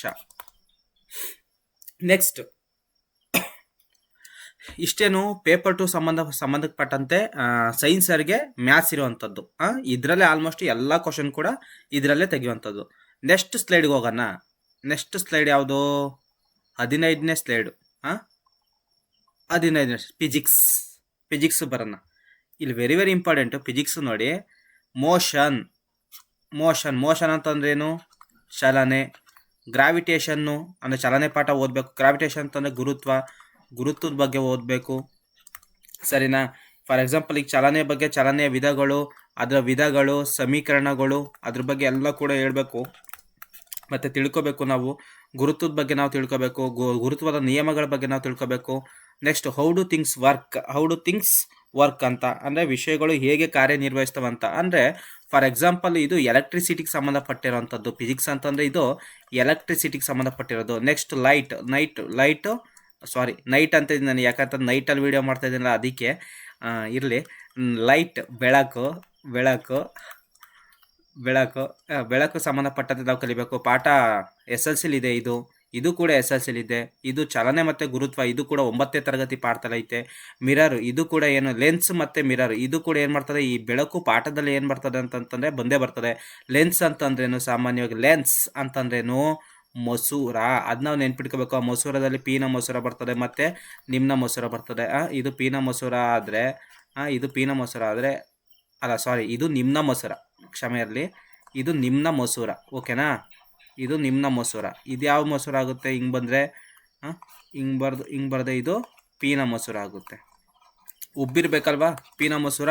ಹೇಳ್ಕೊಡ್ತೀನಿ ಮುಂದೆ. ಎಲೆಕ್ಟ್ರಿಸಿಟಿ ಆ್ಯಂಡ್ ಎಲೆಕ್ಟ್ರಿಕ್ ಸರ್ಕ್ಯೂಟ್ಸು ಅಂದರೆ ವಿದ್ಯುತ್ ಶಕ್ತಿ ಬಗ್ಗೆ ನಾವು ತಿಳ್ಕೊಬೇಕಾಗಿರುತ್ತೆ. ವಿದ್ಯುತ್ ಶಕ್ತಿ ಮತ್ತು ಅದರ್ ಸರ್ಕ್ಯೂಟ್ಸ್ ಬಗ್ಗೆ ನಾವು ತಿಳ್ಕೊಬೇಕು. ನೆಕ್ಸ್ಟು ರೆಸಿಸ್ಟರ್ಸ್ ಅಂದರೆ ಪ್ರತಿರೋಧಕಗಳು. ಕನ್ನಡದ ಬರ್ಕೊಳ್ಳಿ, ಪ್ರತಿರೋಧಕಗಳು. ಇದು ವಿದ್ಯುತ್ ಶಕ್ತಿ ಅಂತ ಬರ್ಕೊಳ್ಳಿ ಸಾಕು, ಯಾಕಂದರೆ ವಿದ್ಯುತ್ ಶಕ್ತಿ ಪಾಠಕ್ಕೆ ಸಂಬಂಧಪಟ್ಟೈತೆ. ಇನ್ನು ಪ್ರತಿರೋಧಕಗಳು. ಇನ್ನು magnetism, AC DC and generator ಬಗ್ಗೆ ಕೇಳ್ತಾರೆ. ಮ್ಯಾಗ್ನೆಟಿಸಮ್ ಅಂತ ಅಂದ್ರೇನು, ಇದು ಕಾಂತಿಗೆ ಸಂಬಂಧಪಟ್ಟಂತೆ, ಅಯಸ್ಕಾಂತಿಗೆ ಸಂಬಂಧಪಟ್ಟಂತೆ, ಒಂದು ಕಾಂತಿಯ ಬಲರೇಖೆಗಳಿಗೆ ಸಂಬಂಧಪಟ್ಟಂತೆ, ಆಕರ್ಷಣೆಗೆ ಸಂಬಂಧಪಟ್ಟಂತೆ. ಅದರಲ್ಲಿ ಆಲ್ಟರ್ನೇಟ್ ಕರೆಂಟ್ ಕೇಳ್ತಾರೆ, DC ಕರೆಂಟ್ ಕೇಳ್ತಾರೆ, ಅಂದರೆ ಡೈರೆಕ್ಟ್ ಕರೆಂಟ್ ಕೇಳ್ತಾರೆ, ಮತ್ತು ಜನರೇಟರ್ ಬಗ್ಗೆ ಕೇಳ್ತಾರೆ. ಇಲ್ಲಿ ಫಾರ್ ಎಕ್ಸಾಂಪಲ್ ಈಗ ಫ್ಲೇಮಿಂಗ್ನ ಬಲಗೈ ನಿಯಮ, ಎಡಗೈ ನಿಯಮ, ಜನರೇಟರು, ವಿದ್ಯುತ್ ಜನಕ ಅಂದ್ರೇನು, ಮೋಟಾರ್ ಅಂತಂದ್ರೇನು, ಸಾಮಾನ್ಯವಾಗಿ ಇದ್ರ ಬಗ್ಗೆ ಏನು ಮಾಡ್ತಾರೆ, ಅದ್ರ ಚಿತ್ರ, ಡಯಾಗ್ರಾಮ್ಸ್ ಬಗ್ಗೆ ಕೇಳಬಹುದು, ಕೇಳಿಲ್ಲ ಅಕಸ್ಮಾತ್ ಕೇಳಬಹುದು, ಡಯಾಗ್ರಾಮ್ಸ್ ಬಗ್ಗೆ ಕೇಳ್ತಾರೆ. ನೆಕ್ಸ್ಟ್ ಇನ್ನು ನ್ಯಾಚುರಲ್ ಫಿನೋಮಿನಾ ಅಂತ ಬರಬೇಕಾಯಿತು, ಕ್ಷಮೆ ಇರಲಿ, ನ್ಯಾಚುರಲ್ ಫಿನೋಮಿನಾ ಅಂತ ಐತೆ. ನ್ಯಾಚುರಲ್ ಫಿನೋಮಿನಾ ಅಂತಂದರೆ ನೈಸರ್ಗಿಕ ವಿದ್ಯಮಾನ ಅಂತ. ಮತ್ತು ಐ ಡಿಫೆಕ್ಟ್ಸು. ನ್ಯಾಚುರಲ್ ಫಿನೋಮಿನಾ ಅಂತಂದ್ರೇನು, ಆ, ನೈಸರ್ಗಿಕ ವಿದ್ಯಮಾನಗಳು ಅಂತ. ಆ ನೈಸರ್ಗಿಕ ವಿದ್ಯಮಾನ ಇದು ಕೂಡ SLC ಪಾಠದಲ್ಲಿದೆ, SSLC ಪಾಠದಲ್ಲಿ ಇದೆ ಇದು ಕೂಡ. ಮತ್ತೆ ಈ ಕಣ್ಣಿಗೆ ಸಂಬಂಧಪಟ್ಟ ಕಣ್ಣಿನಲ್ಲಿ ಫಾರ್ ಎಕ್ಸಾಂಪಲ್ ಕಾಚಕ ರಸಧಾತು ಅಂತ ಬರ್ತದೆ, ಕಾರ್ನಿಯಾ ಅಂತ ಬರ್ತದೆ, ಅದಾದ್ಮೇಲೆ ರೆಟಿನಾ ಅಂತ ಬರ್ತದೆ, ಅದಾದ್ಮೇಲೆ ಅಂಧ ಪ್ರದೇಶ ಅಂತ ಬರ್ತದೆ, ಸ್ಕ್ಲೀರಾ ಬರ್ತದೆ, ಕೊರೈಡ್ ಬರ್ತದೆ, ಐರಿಸ್ ಬರ್ತದೆ. ಇವೆಲ್ಲವೂ ಕೂಡ ಕಣ್ಣಿಗೆ ಸಂಬಂಧಪಟ್ಟಿರೋದು. ಮತ್ತು ಕಣ್ಣಿಗೆ ಸಂಬಂಧಪಟ್ಟಂತೆ ಸಮೀಪ ದೃಷ್ಟಿದೋಷ, ದೂರದೃಷ್ಟಿದೋಷ, ಪ್ರೆಸ್ಬಯೋಫಿಯಾ, ಮಯೋಫಿಯಾ, ಇವೆಲ್ಲವೂ ಕೂಡ ಏನಾಗ್ತದೆ ಸಾಮಾನ್ಯವಾಗಿ ಬರ್ತವೆ. ಅವು ಎಲ್ಲವೂ ಕೂಡ ಕಾಯಿಲೆಗೆ ಸಂಬಂಧಪಟ್ಟಂತೆ ನಾವು ತಿಳ್ಕೊಬೇಕು. ಮತ್ತು ಕ್ಯಾಟ್ರಾಕ್ಟ್ ಕಾಯಿಲೆ ಬರ್ತದೆ. ಕ್ಯಾಟ್ರಾಕ್ಟ್ ಅಂತಂದ್ರೆ ಏನು, ಕಣ್ಣಿನ ಪೊರೆ, ಅದು ಕೂಡ ಒಂದು ಕಾಯಿಲೆ. ಮಯೋಫಿಯಾ, ಹೈಪರ್ ಮೆಟ್ರೋಫಿಯಾ, ಇವೆಲ್ಲವೂ ಕೂಡ ಏನು ಬರ್ತದೆ, ಬಂದೇ ಬರ್ತದೆ. ಸೊ ಹಾಗಾಗಿ ನಾವೇನು ಮಾಡಬೇಕು, ಈ ಪಾಠವನ್ನು ನಾವು ಕೂಲಂಕುಷವಾಗಿ ಕಲೀಲೇಬೇಕು. 100% 1 ಮಾರ್ಕ್ಸಿಗೆ ಕೇಳ್ತಾರೆ. ಫಾರ್ ಎಕ್ಸಾಂಪಲ್ಲು ಈಗ ಏನು ಸಮೀಪ ದೃಷ್ಟಿದೋಷ ಅಂತಂದ್ರೇನು, ಸಮೀಪದ ವಸ್ತು ಚೆನ್ನಾಗಿ ಕಾಣ್ತವೆ, ದೂರದಲ್ಲಿರೋ ಚೆನ್ನಾಗಿ ಕಾಣಲ್ಲ ಅಂತ. ದೂರ ದೃಷ್ಟಿದೋಷ ಅಂತಂದ್ರೇನು, ದೂರದಲ್ಲಿರೋ ಚೆನ್ನಾಗಿ ಕಾಣ್ತೈತಿ, ಹತ್ರದಲ್ಲಿರೋ ಚೆನ್ನಾಗಿ ಕಾಣ್ತಿಲ್ಲ ಅಂತ. ಇನ್ನು ಪ್ರೆಸ್ಬಯೋಫಿಯಾ ಅಂತಂದ್ರೇನು, ಪ್ರೆಸ್ಬಯೋಫಿಯಾ ಅಂತಂತಂದರೆ ದೂರದಲ್ಲೂ ಮತ್ತು ಹತ್ರದಲ್ಲಿ ಎರಡರಲ್ಲೂ ಕೂಡ ಚೆನ್ನಾಗಿ ಕಾಣೋದಿಲ್ಲ ಅಕ್ಷರಗಳು, ಇದನ್ನು ನಾವು ಪ್ರೆಸ್ಬಯೋಫಿಯಾ ಅಂತ ಕರಿತೀವಿ. ಇನ್ನು ಕ್ಯಾಟ್ರಾಕ್ಟ್ ಅಥವಾ ಕಣ್ಣಿನ ಪೊರೆ ಅಂತಂದ್ರೇನು, ವಯಸ್ಸಾದವ್ರಿಗೆ ಬರುವಂಥದ್ದು, 40 ವರ್ಷ ಮೇಲ್ಪಟ್ಟವ್ರಿಗೆ ಇದನ್ನು ಕ್ಯಾಟ್ರಾಕ್ಟ್ ಅಂತ ಕರಿತೀವಿ. ಅವ್ರು ಶಸ್ತ್ರಚಿಕಿತ್ಸೆ ಮೂಲಕ ಗುಣಪಡಿಸ್ಕೊತಾರೆ. ಅದೇ ಸಮೀಪ ದೃಷ್ಟಿದೋಷ, ಈಗ ನಾನು ಫಾರ್ ಎಕ್ಸಾಂಪಲ್ ನನಗಿರೋದೇನು, ಯಾವ ಕಾಯಿಲೆ, ಸಮೀಪ ದೃಷ್ಟಿದೋಷ. ಇಲ್ಲಿ ನಾನು ಯಾವ ಮಸೂರವನ್ನು ಬಳಸಿದ್ದೀವಿ ಅಂತ ಕೇಳ್ತಾರೆ. ಇಲ್ಲಿ ಯಾವುದೇ ಕಾರಣಕ್ಕೂ ದರ್ಪಣವನ್ನು ಬಳಸಲ್ಲ. ದೃಷ್ಟಿದೋಷಗಳಲ್ಲಿ ಯಾವಾಗಲೂ ಕೂಡ ಮಸೂರವನ್ನು ಬಳಸ್ತೀವಿ. ಅದರಲ್ಲಿ ಸಮೀಪ ದೃಷ್ಟಿದೋಷ, ನನಗೆ ದೂರದ ವಸ್ತುಗಳು ಚೆನ್ನಾಗಿ ಕಾಣಲ್ಲ, ಹಾಗಾಗಿ ಇಲ್ಲಿ ಕೊಟ್ಟಿರೋದು ಯಾವ ಮಸೂರ, ಸಮೀಪ ದೃಷ್ಟಿದೋಷ ಅಂತಂತಂದರೆ ನಿಮ್ನ ಮಸೂರ. ನೋಡಿದ ತಕ್ಷಣನೇ ಗೊತ್ತಾಯ್ತದೆ, ಒಂದು ಸ್ವಲ್ಪ ಬಗ್ಗೈತೆ, ಇದು ಸ್ವಲ್ಪ ಬಾಗೈತೆ, ಓಕೆನಾ. ಇದು ನಿಮ್ನ ಮಸೂರವನ್ನು ಬಳಸ್ತಾರೆ. ನೆಕ್ಸ್ಟ್ ಬರೋಣ, ಇನ್ನು ದೂರದೃಷ್ಟಿ ದೋಷಕ್ಕೆ ಪೀನ ಮಸೂರವನ್ನು ಬಳಸ್ತಾರೆ. ಅದೇ ಪ್ರೆಸ್ಬಯೋಫಿಯಾ ಅಂತ ಇದೆ, ಅದ್ರ ಬಗ್ಗೆ ನಾನು ಡೀಟೇಲಾಗಿ ಎಕ್ಸ್ಪ್ಲನೇಷನ್ ಕೊಡ್ತೀನಿ, ಬಟ್ ಇರಲಿ, ಈಗ ಒಂದು ಸ್ವಲ್ಪ ಇರಲಿ ಅಂತ. ಪ್ರೆಸ್ಬಯೋಫಿಯಾ ಅಂತ ಬಂದರೆ, ಸೊ ನೋಡಿ ಇಲ್ಲಿ ಯಾವುದು, ಪೀನ ಮತ್ತು ನಿಮ್ನ ಎರಡೂ ಇರುವಂತಹ ಮಸೂರವನ್ನು ಬಳಸ್ತಾರೆ. ಅಂದರೆ ದ್ವಿಸಂಗಮ ಮಸೂರವನ್ನು ಬಳಸ್ತಾರೆ. ದ್ವಿಸಂಗಮ ಮಸೂರವನ್ನು ಬಳಸುವಂಥದ್ದು ಯಾವ ಕಾಯಿಲೆಗೆ ಅಂತ ಕೇಳ್ತಾರೆ. ಆವಾಗ ಪ್ರೆಸ್ಬಯೋಫಿಯಾ ಅಂತ ಹೇಳಬೇಕು. ಕ್ಯಾಟ್ರಾಕ್ಟ್ ಅಂತಂದ್ರೇನು, ಶಸ್ತ್ರಚಿಕಿತ್ಸೆ ಮೂಲಕ ಏನು ಮಾಡ್ತಾರೆ, ಗುಣಪಡಿಸ್ಕೊಳ್ತಾರೆ. ಇದು ಫಿಸಿಕ್ಸ್ ಸಂಬಂಧಪಟ್ಟಿರುವಂಥದ್ದು, ಸರಿನಾ. ಇದು ಪೇಪರ್ 2 ಸೈನ್ಸ್ ಕ್ಯಾಂಡಿಡೇಟ್ಸ್ಗೆ.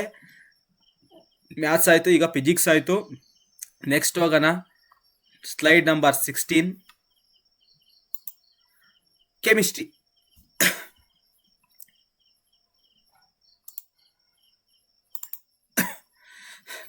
ಕೆಮಿಸ್ಟ್ರಿಯಲ್ಲಿ ನೋಡಿ, ಇಲ್ಲಿ main important first one materials in our daily life ಅಂತ. ಸೊ ಫಾರ್ ಎಕ್ಸಾಂಪಲ್ ಇಲ್ಲಿ ನಾವೇನು ಮಾಡ್ತೀವಿ, ನಮ್ಮ ದೈನಂದಿನ ಜೀವನದಲ್ಲಿ ಯಾವ್ಯಾವ ವಸ್ತುಗಳನ್ನು ಬಳಸ್ಕೊಳ್ತಾ ಇದ್ದೀವಿ ಅಂತ. ಅಂದರೆ ಫಾರ್ ಎಕ್ಸಾಂಪಲ್ ಮೆಟಲ್ಸ್ ಮತ್ತು ನಾನ್ ಮೆಟಲ್ಸ್ಗಳನ್ನು ಬಳಸ್ತಾ ಇದ್ದೀವಿ. ಮೆಟಲ್ಸ್ ಲೋಹಗಳು ಮತ್ತು ಅಲೋಹಗಳಂತ. ಲೋಹಗಳು ನಾವು ಸಿಲೆಬಸ್ ಬರ್ಕೊಳ್ಳೋರ್ಗೆ ಹೇಳ್ತಾ ಇದ್ದೀನಿ, ಲೋಹಗಳು ಮತ್ತು ಅಲೋಹಗಳು ಪಾಠ ಅಂತ ಬರ್ಕೊಳ್ಳಿ. ಲೋಹಗಳು ಮತ್ತು ಅಲೋಹಗಳು, ಸರಿನಾ. Next physical and chemical properties ಅಂತಂದ್ರೇನು, ಅದರ ಒಂದು ಭೌತಿಕ ಮತ್ತು ರಾಸಾಯನಿಕ ಗುಣಲಕ್ಷಣಗಳಂತ.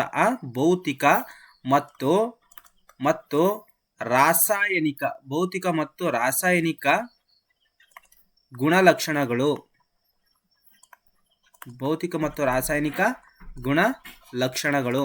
ನೆಕ್ಸ್ಟ್ ಬರೋಣ, ಇದು ಒಂದು ಪಾಠ. ಅಂದರೆ ಯಾವುದು ಲೋಹಗಳು ಅಲೋಹಗಳ ಬಗ್ಗೆ ಸಂಬಂಧಪಟ್ಟಂತೆ ನಾವು ಸಂಪೂರ್ಣವಾದಂಥ ಮಾಹಿತಿಯನ್ನು ನಾವು ತಿಳ್ಕೋಬೇಕು. ಫಾರ್ ಎಕ್ಸಾಂಪಲ್ ಲೋಹಗಳು ಏನು, ಲೋಹಗಳು ಹೊಳಿತವೆ, ತನ್ಯತೆ ಗುಣವನ್ನು ಹೊಂದಿದೆ, ಕುಟ್ಯದ ಗುಣವನ್ನು ಹೊಂದಿದೆ, ಶಾಬ್ದನ ಗುಣವನ್ನು ಹೊಂದಿದೆ, ಉತ್ತಮ ವಿದ್ಯುತ್ ವಾಹಕಗಳಾಗಿದ್ದಾವೆ, ಉಷ್ಣ ವಾಹಕಗಳಾಗಿದ್ದಾವೆ. ಇವೆಲ್ಲವೂ ಕೂಡ ಲೋಹಗಳಿಗೆ ಸಂಬಂಧಪಟ್ಟಿರುವಂಥದ್ದು. ಇನ್ನು ಅಲೋಹಗಳು ಇವೆಲ್ಲವೂ ಕೂಡ ಅದರ ಆಪೋಸಿಟ್ ಆಗಿರ್ತದೆ, ಹೌದಲ್ವಾ. ಬಟ್ ಅಲೋಹಗಳಲ್ಲಿ ಒಳ್ಳೆಯದು ಯಾವುದು, ವಜ್ರ ಆದರೂ ಗಟ್ಟಿ ಇರ್ತದೆ, ಆದರೂ ಕೂಡ ಅದನ್ನು ಲೋಹ ಅಂತ ಕನ್ಸಿಡರ್ ಮಾಡ್ಕೊಳ್ಳಲ್ಲ. ಯಾಕಂದರೆ it is modify by non metals, ಅಂದರೆ ಕಾರ್ಬನ್ನಿಂದ ಮಾಡಿಫೈ ಆಗಿರ್ತಿದೆ. ಕಾರ್ಬನ್ ಅಂತಂದ್ರೇನು, ಕಾರ್ಬನ್ ಕೂಡ ಅದೇನು ಅಲೋಹ. ಕಾರ್ಬನ್ ಅಂದೇನು ಅಲೋಹ. ಕೇವಲ ಕಾರ್ಬನ್ ಅಂದ ಅಲೋಹ ಅಲ್ಲ, ಕಸ ರಂಜಕ ಅನ್ನೋದು ಕೂಡ ಕಸ ರಂಜಕ ಅನ್ನೋದೇನು ಅಲೋಹ. ನೋಡಿ, ಕಸ ರಂಜಕ ಅನ್ನೋದು ಅಲೋಹ ನಾನು ಕೇಳೇ ಇಲ್ವಲ್ಲ ಅಂತ ನೀವು ಅನ್ಕೋತೀರಾ. ಬಟ್ ಅಂತಂದ್ರೆ ಕಾರ್ಬನ್ನು, ಅಂತಂದ್ರೆ ಸಲ್ಫರು, ಅಂತಂದ್ರೆ ಆಕ್ಸಿಜನ್, ರಂಜಕ ಅಂತಂದ್ರೆ ರಂಜಕನೇ. ಇವೆಲ್ಲವೂ ಕೂಡ ಅಲೋಹ. 100% ಇಷ್ಟಲ್ಲೇ 1 ಮಾರ್ಕ್ಸ್ ಕೇಳ್ತಾನೆ. 1 marks fix, no doubts about this matter. ಕಸ ರಂಜಕ ಅಲೋಹಗಳು ಸಂಬಂಧಪಟ್ಟ. ಇಂದ ಲೋಹಗಳು ಬೆಳ್ಳಿ, ತಾಮ್ರ, ಚಿನ್ನ, ಈ ಕಬ್ಬಿಣ, ಇವೆಲ್ಲವೂ ಕೂಡ ಲೋಹಗಳಿಗೆ ಸಾಮಾನ್ಯವಾಗಿ ಎಕ್ಸಾಂಪಲ್ ಅನ್ನು ಕೊಡ್ಬೋದು.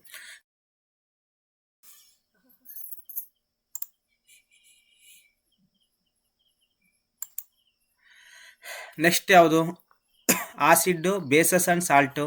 ಇಲ್ಲಿ ನಾವು ಬರ್ಕೊಳ್ಳಿ, ಕನ್ನಡದಲ್ಲಿ ನಾವೇನಂತ ಬರ್ಕೊಳ್ಳೋಣ, ಕನ್ನಡದಲ್ಲಿ ಆಮ್ಲಗಳು, ಆಸಿಡ್ ಅಂತಂದರೆ ಆಮ್ಲ, ಬೇಸಸ್ ಅಂದರೆ ಪ್ರತ್ಯಾಮ್ಲ, ಸಾಲ್ಟ್ ಅಂತಂದರೆ ಲವಣಗಳು. ಆಮ್ಲಗಳು ಮತ್ತು ಪ್ರತ್ಯಾಮ್ಲಗಳ ವ್ಯತ್ಯಾಸಗಳನ್ನು ಕೇಳ್ತಾರೆ. ಆಮ್ಲಗಳು ಹುಳಿ ರುಚಿಯನ್ನು ಹೊಂದಿರ್ತದೆ, ಕಹಿ ರುಚಿಯನ್ನು ಹುಳಿ ರುಚಿ ಮತ್ತು ಕಹಿ ರುಚಿ, ಮತ್ತು ನೀಲಿ ಬಣ್ಣವನ್ನು, ಬ್ಲೂ ಟು ರೆಡ್, ನೀಲಿ ಬಣ್ಣವನ್ನು, ನೀಲಿ ಲಿಟ್ಮಸ್ ಕಾಗದವನ್ನು ಕೆಂಪು ಲಿಟ್ಮಸ್ ಆಗಿ ಪರಿವರ್ತನೆ ಮಾಡ್ತದೆ. ಇವೆಲ್ಲವೂ ಕೂಡ ಆಸಿಡ್ಗಳು. ಮತ್ತು ಬೇಸಸ್ ಸಂಬಂಧಪಟ್ಟಂತೆ, ಸಾಲ್ಟಿಗೆ ಸಂಬಂಧಪಟ್ಟಂತೆ ಎಕ್ಸ್ಪ್ಲನೇಷನ್ ಕೊಡ್ತಾ ಹೋಗ್ತೀನಿ. ಸಾಲ್ಟಿಗೆ sodium chloride very very important, ನಾವು ಬಳಸುವಂಥದ್ದು ಕೂಡ ಹೌದು. ನಾವು ಮನೆಯಲ್ಲೂ ಕೂಡ ನಾವು ಏನು ಮಾಡ್ತಿದ್ದೀವಿ, ಸೋಡಿಯಂ ಕ್ಲೋರೈಡನ್ನು ಬಳಸ್ತಿದ್ದೀವಿ. ಸೋಡಿಯಂ ಕ್ಲೋರೈಡ್ ಅಂತಂದರೆ ಅಡುಗೆ ಉಪ್ಪು. ಇದನ್ನು ಕೂಡ ನಾವೇನು ಮಾಡ್ತಾಯಿದ್ವಿ, ಬಳಸ್ತಾ ಇದ್ದೀವಿ. ಇವೆಲ್ಲ ಸಾಲ್ಟಿಗೆ ಸಂಬಂಧಪಟ್ಟಂತೆ ಇದು ಕೂಡ one of the best example. Acids ಅಂದರೆ ಆಮ್ಲಗಳು. ಈಗ ಫಾರ್ ಎಕ್ಸಾಂಪಲ್ ಈಗ ಟರ್ಟಾರಿಕ್ ಆಮ್ಲ ಅಂತ ಬರ್ತದೆ, ಮೆಥನೋಯಿಕ್ ಆಮ್ಲ ಅಂತ ಬರ್ತವೆ, ಆಕ್ಸಾಲಿಕ್ ಆಮ್ಲ ಅಂತ ಬರ್ತದೆ, ಅದಾದಮೇಲೆ ಇನ್ನೂ ಹಲವಾರು, ಮತ್ತು ಫಾರ್ಮಿಕ್ ಆಮ್ಲ ಅಂತ ಬರ್ತವೆ, ಹಲವಾರು ಆಮ್ಲಗಳು ಬರ್ತದೆ. ಅದ್ರ ಬಗ್ಗೆ ಎಕ್ಸ್ಪ್ಲನೇಷನ್ ಕೊಡ್ತೀನಿ. ಬೇಸಸ್ ಬಗ್ಗೆನೂ ಕೂಡ ನಾನು ಎಕ್ಸ್ಪ್ಲನೇಷನ್ ಕೊಡ್ತೀನಿ. ಇದೇ ಒಂದು ಪಾಠ, ಇದೇ 1 ಅವರ್ ಆಗುತ್ತೆ ಪಾಠ. ಇದೊಂದೇ 1 ಅವರು ಅಥವಾ 1.5 ಗಂಟೆ ಪಾಠ ಮಾಡ್ತೀನಿ. ಇದನ್ನು ಕೂಡ 1 ಗಂಟೆ 1.5 ಗಂಟೆ 100% ಪಾಠ ಮಾಡ್ತೀನಿ. ಯಾಕೆಂತಂದರೆ ನಾನು SSLC ಬೇಸ್ ಮೇಲೆ ನಾನು ಮಾಡ್ತಾ ಇದ್ದೀನಿ. 6 to 10 ಅಲ್ಲಿ ಏನಿರುತ್ತೆ ಅದನ್ನು ನಾನು ಏನು ಮಾಡ್ತೀನಿ, ಎಕ್ಸ್ಟ್ರಾಕ್ಟ್ ಮಾಡಿಕೊಂಡು ನಾನು ವಿಡಿಯೋ ಮಾಡ್ತಿರೋವಂಥದ್ದು. ಸೊ ಹಾಗಾಗಿ 100% ಈ ಕೆಮಿಸ್ಟ್ರಿಲಿ ಈ ಟಾಪಿಕ್ಸ್ಗಳನ್ನು ನಾನು ಯಾವುದೇ ಕಾರಣಕ್ಕೂ ಬಿಡೋದಿಲ್ಲ, ನೀಟಾಗಿ ಮಾಡಿಕೊಡ್ತೀನಿ. ಕೆಮಿಸ್ಟ್ರಿ ಮತ್ತು ಬಯಾಲಜಿ 100% ಅಂತೂ ನೀಟಾಗಿ ಅಂತೂ ಮಾಡಿಕೊಡ್ತೀನಿ. ಯಾಕಂತ ತುಂಬ ಈಸಿ ಐತೆ, ವೆರಿ ಇಂಟ್ರೆಸ್ಟಿಂಗ್ ಸಬ್ಜೆಕ್ಟ್ ಇವೆಲ್ಲವ. ನೆಕ್ಸ್ಟು ಆಟಮ್ಸ್ ಆ್ಯಂಡ್ ಮಾಲಿಕ್ಯೂಲ್ಸ್ ಅಂತ ಬರ್ತವೆ, ಪರಮಾಣುಗಳು ಮತ್ತು ಅಣುಗಳು ಅಂತ ನೀವು ಬರ್ಕೊಳ್ಳಿ. ಕನ್ನಡದಲ್ಲಿ ಪರಮಾಣುಗಳು ಮತ್ತು ಅಣುಗಳು ಅಂತ ಬರ್ಕೊಳ್ಳಿ. Next electronic configuration and formula and masses ಅಂತ. ಫಾರ್ ಎಕ್ಸಾಂಪಲ್ ನಾವೀಗ ಎಲೆಕ್ಟ್ರಾನಿಕ್ ಕಾನ್ಫಿಗರೇಷನ್ ಹಾಕಬೇಕು. ಫಾರ್ ಎಕ್ಸಾಂಪಲ್ಲು ಈಗ ಆಕ್ಸಿಜನ್ ಅಂದೇನು 8, ಆಕ್ಸಿಜನ್ ಏನು ಅಟಾಮಿಕ್ ನಂಬರು 8 ಅಲ್ವಾ. ಅದಕ್ಕೆ ನಾವೇನು ಮಾಡ್ತೀವಿ 1s2 2s2 ಮತ್ತು ಇನ್ನೇನು ಮಾಡ್ತೀವಿ 2p4 ಅಂತ ಹಾಕ್ತೀವಿ. ಸೊ ಈ ರೀತಿ ನಾವೇನು ಮಾಡಬೇಕು, ಅಟಾಮಿಕ್ ನಂಬರ್ ಆಧಾರದ ಮೇಲೆ ನಾವೇನು ಮಾಡಬೇಕು, ಎಲೆಕ್ಟ್ರಾನಿಕ್ ಕಾನ್ಫಿಗರೇಷನ್ನ ಹಾಕಬೇಕಾಗಿರ್ತದೆ. ಫಾರ್ ಎಕ್ಸಾಂಪಲ್ ಈಗ ಪರಮಾಣು ಅಣುಗಳು ಅಂತ ಬಂದರೆ ಅದರಲ್ಲಿ K shell, L shell, M shell, N shell ಅಂತ ಬರ್ತದೆ. ಕೆ ಶೆಲಲ್ಲಿ ಎಸ್ ಆರ್ಬಿಟ್ಟು, ಮತ್ತು ಎಮ್ ಶೆಲಲ್ಲಿ ಎಲ್ ಶೆಲಲ್ಲಿ ಎಸ್ ಮತ್ತು ಪಿ ಆರ್ಬಿಟ್ಟು, ಎಮ್ ಶೆಲ್ಲಲ್ಲಿ ಬಂತಂದರೆ S P D orbital, last ಸೆಲ್ಲಲ್ಲಿ S P D F orbitals ಬರ್ತದೆ. ಮತ್ತು ಎಸ್ ಅಂತಂದ್ರೇನು ಓನ್ಲಿ 2 ಎಲೆಕ್ಟ್ರಾನ್ಸ್ಗಳು ಮಾತ್ರ, ಪಿ ಅಂತಂದರೆ ಅದು ಕೆಪಾಸಿಟಿ 6 ಎಲೆಕ್ಟ್ರಾನ್ಸ್ಗಳು, ಮತ್ತು ಡಿ ಅದ್ರ ಕೆಪಾಸಿಟಿ ಓನ್ಲಿ 10 ಎಲೆಕ್ಟ್ರಾನ್ಸ್ಗಳು, ಎಫ್ ಇಸ್ ಅದ್ರ ಕೆಪಾಸಿಟಿ 14 ಎಲೆಕ್ಟ್ರಾನ್ಸ್ಗಳು, ಮತ್ತು ಕೆ ಎಲ್ ಎಮ್ ಎನ್ ಶೆಲ್ಗಳಲ್ಲಿ ಎಷ್ಟೆಷ್ಟು ಎಲೆಕ್ಟ್ರಾನ್ಸ್ಗಳನ್ನು ನಾವು ಫಿಲಪ್ ಆಗುತ್ತೆ ಅವೆಲ್ಲರೂ ಕೂಡ ನಾವು ಏನು ಮಾಡ್ತೀವಿ ಅಂತಂದರೆ ಈ ಆಟಮ್ಸ್ ಮತ್ತು ಮಾಲಿಕ್ಯೂಲ್ಸ್ ಬಗ್ಗೆ ತಿಳ್ಕೊತೀವಿ. ಪರಮಾಣುಗಳು ಮತ್ತು ಅಣುಗಳ ಬಗ್ಗೆ ನಾವೇನು ಮಾಡ್ತೀವಿ ಅಂತಂದರೆ ತಿಳ್ಕೊಳ್ತಾ ಹೋಗ್ತೀವಿ. ಸರಿ, ನೆಕ್ಸ್ಟ್ ಬರೋಣ. ಪಾಲಿಮರ್ಸ್ ಬಗ್ಗೆ ನಾವು ತಿಳ್ಕೊಳ್ಳಬೇಕು. ಪಾಲಿಮರ್ಸು, ಮಾನೋಮರ್ಸ್ ಅಂತ ಬರ್ತದೆ. ಇದು 8ನೇ ತರಗತಿ ಪಾಠದಲ್ಲಿ ಐತೆ. ಈ 3 ಕೂಡ 10ನೇ ಕ್ಲಾಸು, ಇದು 8ನೇ ಕ್ಲಾಸ್ ಪಾಠದಲ್ಲಿ ಐತೆ. ಇನ್ನು ನ್ಯಾಚುರಲ್ ರಿಸೋರ್ಸಸ್ಸು, ಇದು ಕೂಡ ಏನು ಅಂತಂತಂದರೆ ಇದು 9th ಸೇರ್ಕೊಳ್ತದೆ. 9th ಆ್ಯಂಡ್ 8th ಈ 2ರಲ್ಲೂ ಕೂಡ ಏನಾಯ್ತು ಅಂತಂದರೆ ಸಿಲೆಬಸ್ ಐತೆ. ನ್ಯಾಚುರಲ್ ರಿಸೋರ್ಸಸ್ ಅಂದರೆ ನೈಸರ್ಗಿಕ ಸಂಪನ್ಮೂಲಗಳು ಅಂತ. ಅದರ ಒಂದು 8th ಏನು ಮುಂದುವರೆದ ಭಾಗ ಏನೈತೆ ಅದೇ 9th ಇರೋದು. ಅದೊಂದು ಸ್ವಲ್ಪ ನೀವು ನೋಡ್ಕೋಬೇಕಾಗಿರ್ತದೆ. ಎಕ್ಸ್ಪ್ಲನೇಷನ್ ನಾನು ಕೊಡ್ತೀನಿ. ಇನ್ನು ಲಾಸ್ಟ್ ಟಾಪಿಕ್ಕು ಕೆಮಿಸ್ಟ್ರಿಲಿ chemicals in our daily life. Soap, detergents and medicine ಮತ್ತು ಡ್ರಗ್ಸ್ಗಳು. ಕೆಮಿಕಲ್ಸ್ಗಳನ್ನು ನಾವು ರಾಸಾಯನಿಕಗಳನ್ನು ನಾವು ದಿನನಿತ್ಯ ಜೀವನದಲ್ಲಿ ಬಳಸ್ತಾ ಇದ್ದೀವಿ, ಹೌದಲ್ವಾ. ಸೋಪನ್ನು ಬಳಸಲಾಗುತ್ತೆ. ಸೋಪು ಯಾವ ಥರ ಮಾಡಿಫೈ ಆಗುತ್ತೆ, ಆ ಸೋಪು ನಮ್ಮ ಬಟ್ಟೆಲಿರುವಂಥ ಕೊಳೆಯನ್ನು ಯಾವ ಥರ ತೆಗ್ದಾಕುತ್ತೆ, ಡಿಟರ್ಜೆಂಟ್ ಯಾವ ಥರ ತೆಗ್ದಾಕುತ್ತೆ, ಆ ಸೋಪು ಅಕಸ್ಮಾತ್ ಏನಾದರೂ ನೊರೆಯನ್ನು ಕೊಡ್ತಾಯಿಲ್ಲ ಅಂತಂದರೆ ಏನು ಕಾರಣ ಆಗಿರ್ಬೋದು, ನೊರೆ ಕೊಡ್ತೈತಂತಂದರೆ ಏನು ಕಾರಣ ಆಗಿರ್ಬೋದು. ಅದಕ್ಕಾಗಿ ಸೋಪ್ ಬದಲು ನಾವು ಏನಕ್ಕೆ ಡಿಟರ್ಜೆಂಟನ್ನು ಬಳಸ್ತೀವಿ, ನೊರೆ ಜಾಸ್ತಿ ಬರಲಿ ಅಂತ ಬಳಸ್ತೀವಿ, ಮತ್ತು ಕೊಳೆ ಜಾಸ್ತಿ ಹೋಗಲಿ ಅಂತ ಬಳಸ್ತೀವಿ. ಏನಕ್ಕೆ, ಫಾರ್ ಎಕ್ಸಾಂಪಲ್ ನೀರಲ್ಲಿ ಗಡಿಸುತನ ಬರ್ತದೆ, ಮತ್ತು ಶಾಶ್ವತ ಗಡಿಸುತನ ನೀರು, ಮತ್ತು ಶಾಶ್ವತ ಗಡಿಸುತನ ನೀರು ಅಂತ ಬರ್ತದೆ. ಮತ್ತು ಇನ್ನೊಂದು ಏನಪ್ಪ, ಮೃದು ನೀರು ಮತ್ತು ಗಡಸು ನೀರು ಅಂತ ಬರ್ತದೆ. ಮೃದು ನೀರಾದರೆ ಏನು ಮಾಡ್ತದೆ, ಸಾಮಾನ್ಯವಾಗಿ ನೊರೆಯನ್ನು ಬಿಡುತ್ತದೆ. ಅದೇ ಒಂದು ಗಡಸು ನೀರಾದ್ರೇನು ನೊರೆಯನ್ನು ಬಿಡಲ್ಲ. ಸೊ ಅದು ಏನಕ್ಕೆ ಬಿಡಲ್ಲ, ಅದ್ರ ಒಳಗಡೆ ಏನೇನು ಇರ್ತದೆ ಅನ್ನೋದು ಕೂಡ ನಾವು ಏನು ಮಾಡ್ತೀವಿ ಅಂತಂದರೆ ಸ್ಟಡಿ ಮಾಡ್ತಾ ಹೋಗ್ತೀವಿ. 100% ಮಾಡಿಕೊಡ್ತೀನಿ. ನೆಕ್ಸ್ಟ್ ಈಗ ಸ್ಲೈಡ್ ನಂಬರ್ ಈಗ ಫಿಸಿಕ್ಸ್ ಮುಗೀತು, ಕೆಮಿಸ್ಟ್ರಿ ಮುಗೀತು. Next come to the next topic biology, ಹೌದಲ್ವಾ. Very very important biology. Next ಆರ್ಟ್ಸಿಗೆ ಸಂಬಂಧಪಟ್ಟಂತೆ ಐತೆ ಬಯಾಲಜಿ. ಇದೊಂದು 5 ಮಿನಿಟ್ಸಲ್ಲಿ, ಇದೊಂದು 5 ಅಲ್ಲ, ಒಂದು 3 to 5 ಮಿನಿಟ್ಸಲ್ಲಿ ಮುಗಿಸ್ತೀನಿ. 3 to 5 ಮಿನಿಟ್ಸಲ್ಲಿ ಮುಗಿಸ್ತೀನಿ. ನೋಡಿ, ಫುಡ್. ಇಲ್ಲಿ ಬಯಾಲಜಿಯಲ್ಲಿ ಫುಡ್ ಬಗ್ಗೆ ಕೇಳ್ತಿದ್ದಾರೆ, ಆಹಾರದ ಬಗ್ಗೆ. ಫುಡ್ ಆಹಾರದ ಬಗ್ಗೆ ಏನು ಮಾಡ್ತಾ ಇದ್ದಾರೆ, ಕೇಳ್ತಾ ಇದ್ದಾರೆ. ಆಹಾರ ಅಂದ್ರೇನು, ಅದ್ರ ಇಂಪಾರ್ಟೆನ್ಸ್ ಅಂದ್ರೇನು, ಆಹಾರ ಸರಪಳಿ ಅಂದ್ರೇನು, ಆಹಾರ ಸರಪಳಿ ಆಯಿತು, ಆಹಾರ ಜಾಲ ಅಂತಂದ್ರೇನು, ಆಹಾರದ ಒಂದು ವ್ಯವಸ್ಥೆ, ಪಿರಮಿಡ್ಗಳು ವ್ಯವಸ್ಥೆ ಆಗಿರ್ಬೋದು, ಅದ್ರ ಬಗ್ಗೆ ನಾವು ತಿಳ್ಕೊಳ್ತಾ ಹೋಗ್ತೀವಿ. ನೀವು ಕನ್ನಡದ ಬರ್ಕೊಳ್ತಾ ಹೋಗಿ. Next food and it is sources ಅಂತ ಬರ್ತದೆ. Food and it is sources ಅಂತಂದ್ರೆ ಆಹಾರ ಮತ್ತು ಅದರ ಮೂಲಗಳು ಅಂತ. ಆಹಾರ ಮತ್ತು ಅದರ ಮೂಲಗಳು, food and it is sources. ಇನ್ನು ಅಲ್ಲಿ ಪ್ಲಾಂಟ್ ಸೋರ್ಸಸ್ ಮತ್ತು ಅನಿಮಲ್ ಸೋರ್ಸಸ್ ಅಂತ ಬರ್ತದೆ. ಅಂದರೆ ಸಸ್ಯ ಮತ್ತು ಪ್ರಾಣಿ ಸಂಪನ್ಮೂಲಗಳಲ್ಲಿ ಸಂಬಂಧಪಟ್ಟಿರುವಂಥದ್ದು. Next food and it is constituents ಅಂತಂದ್ರೇನು, ಆಹಾರ ಮತ್ತು, ಬರ್ಕೊಳ್ಳಿ ಇಲ್ಲಿ, ಆಹಾರ ಮತ್ತು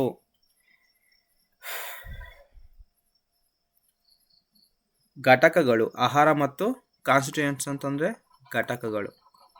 ಬರ್ಕೊಳ್ಳಿ, ಸ್ವಲ್ಪ ಸಿಲೆಬಸ್ಸನ್ನು ಬರ್ಕೊಂಡಷ್ಟು ಒಳ್ಳೆಯದೇ ನಮಗೆ.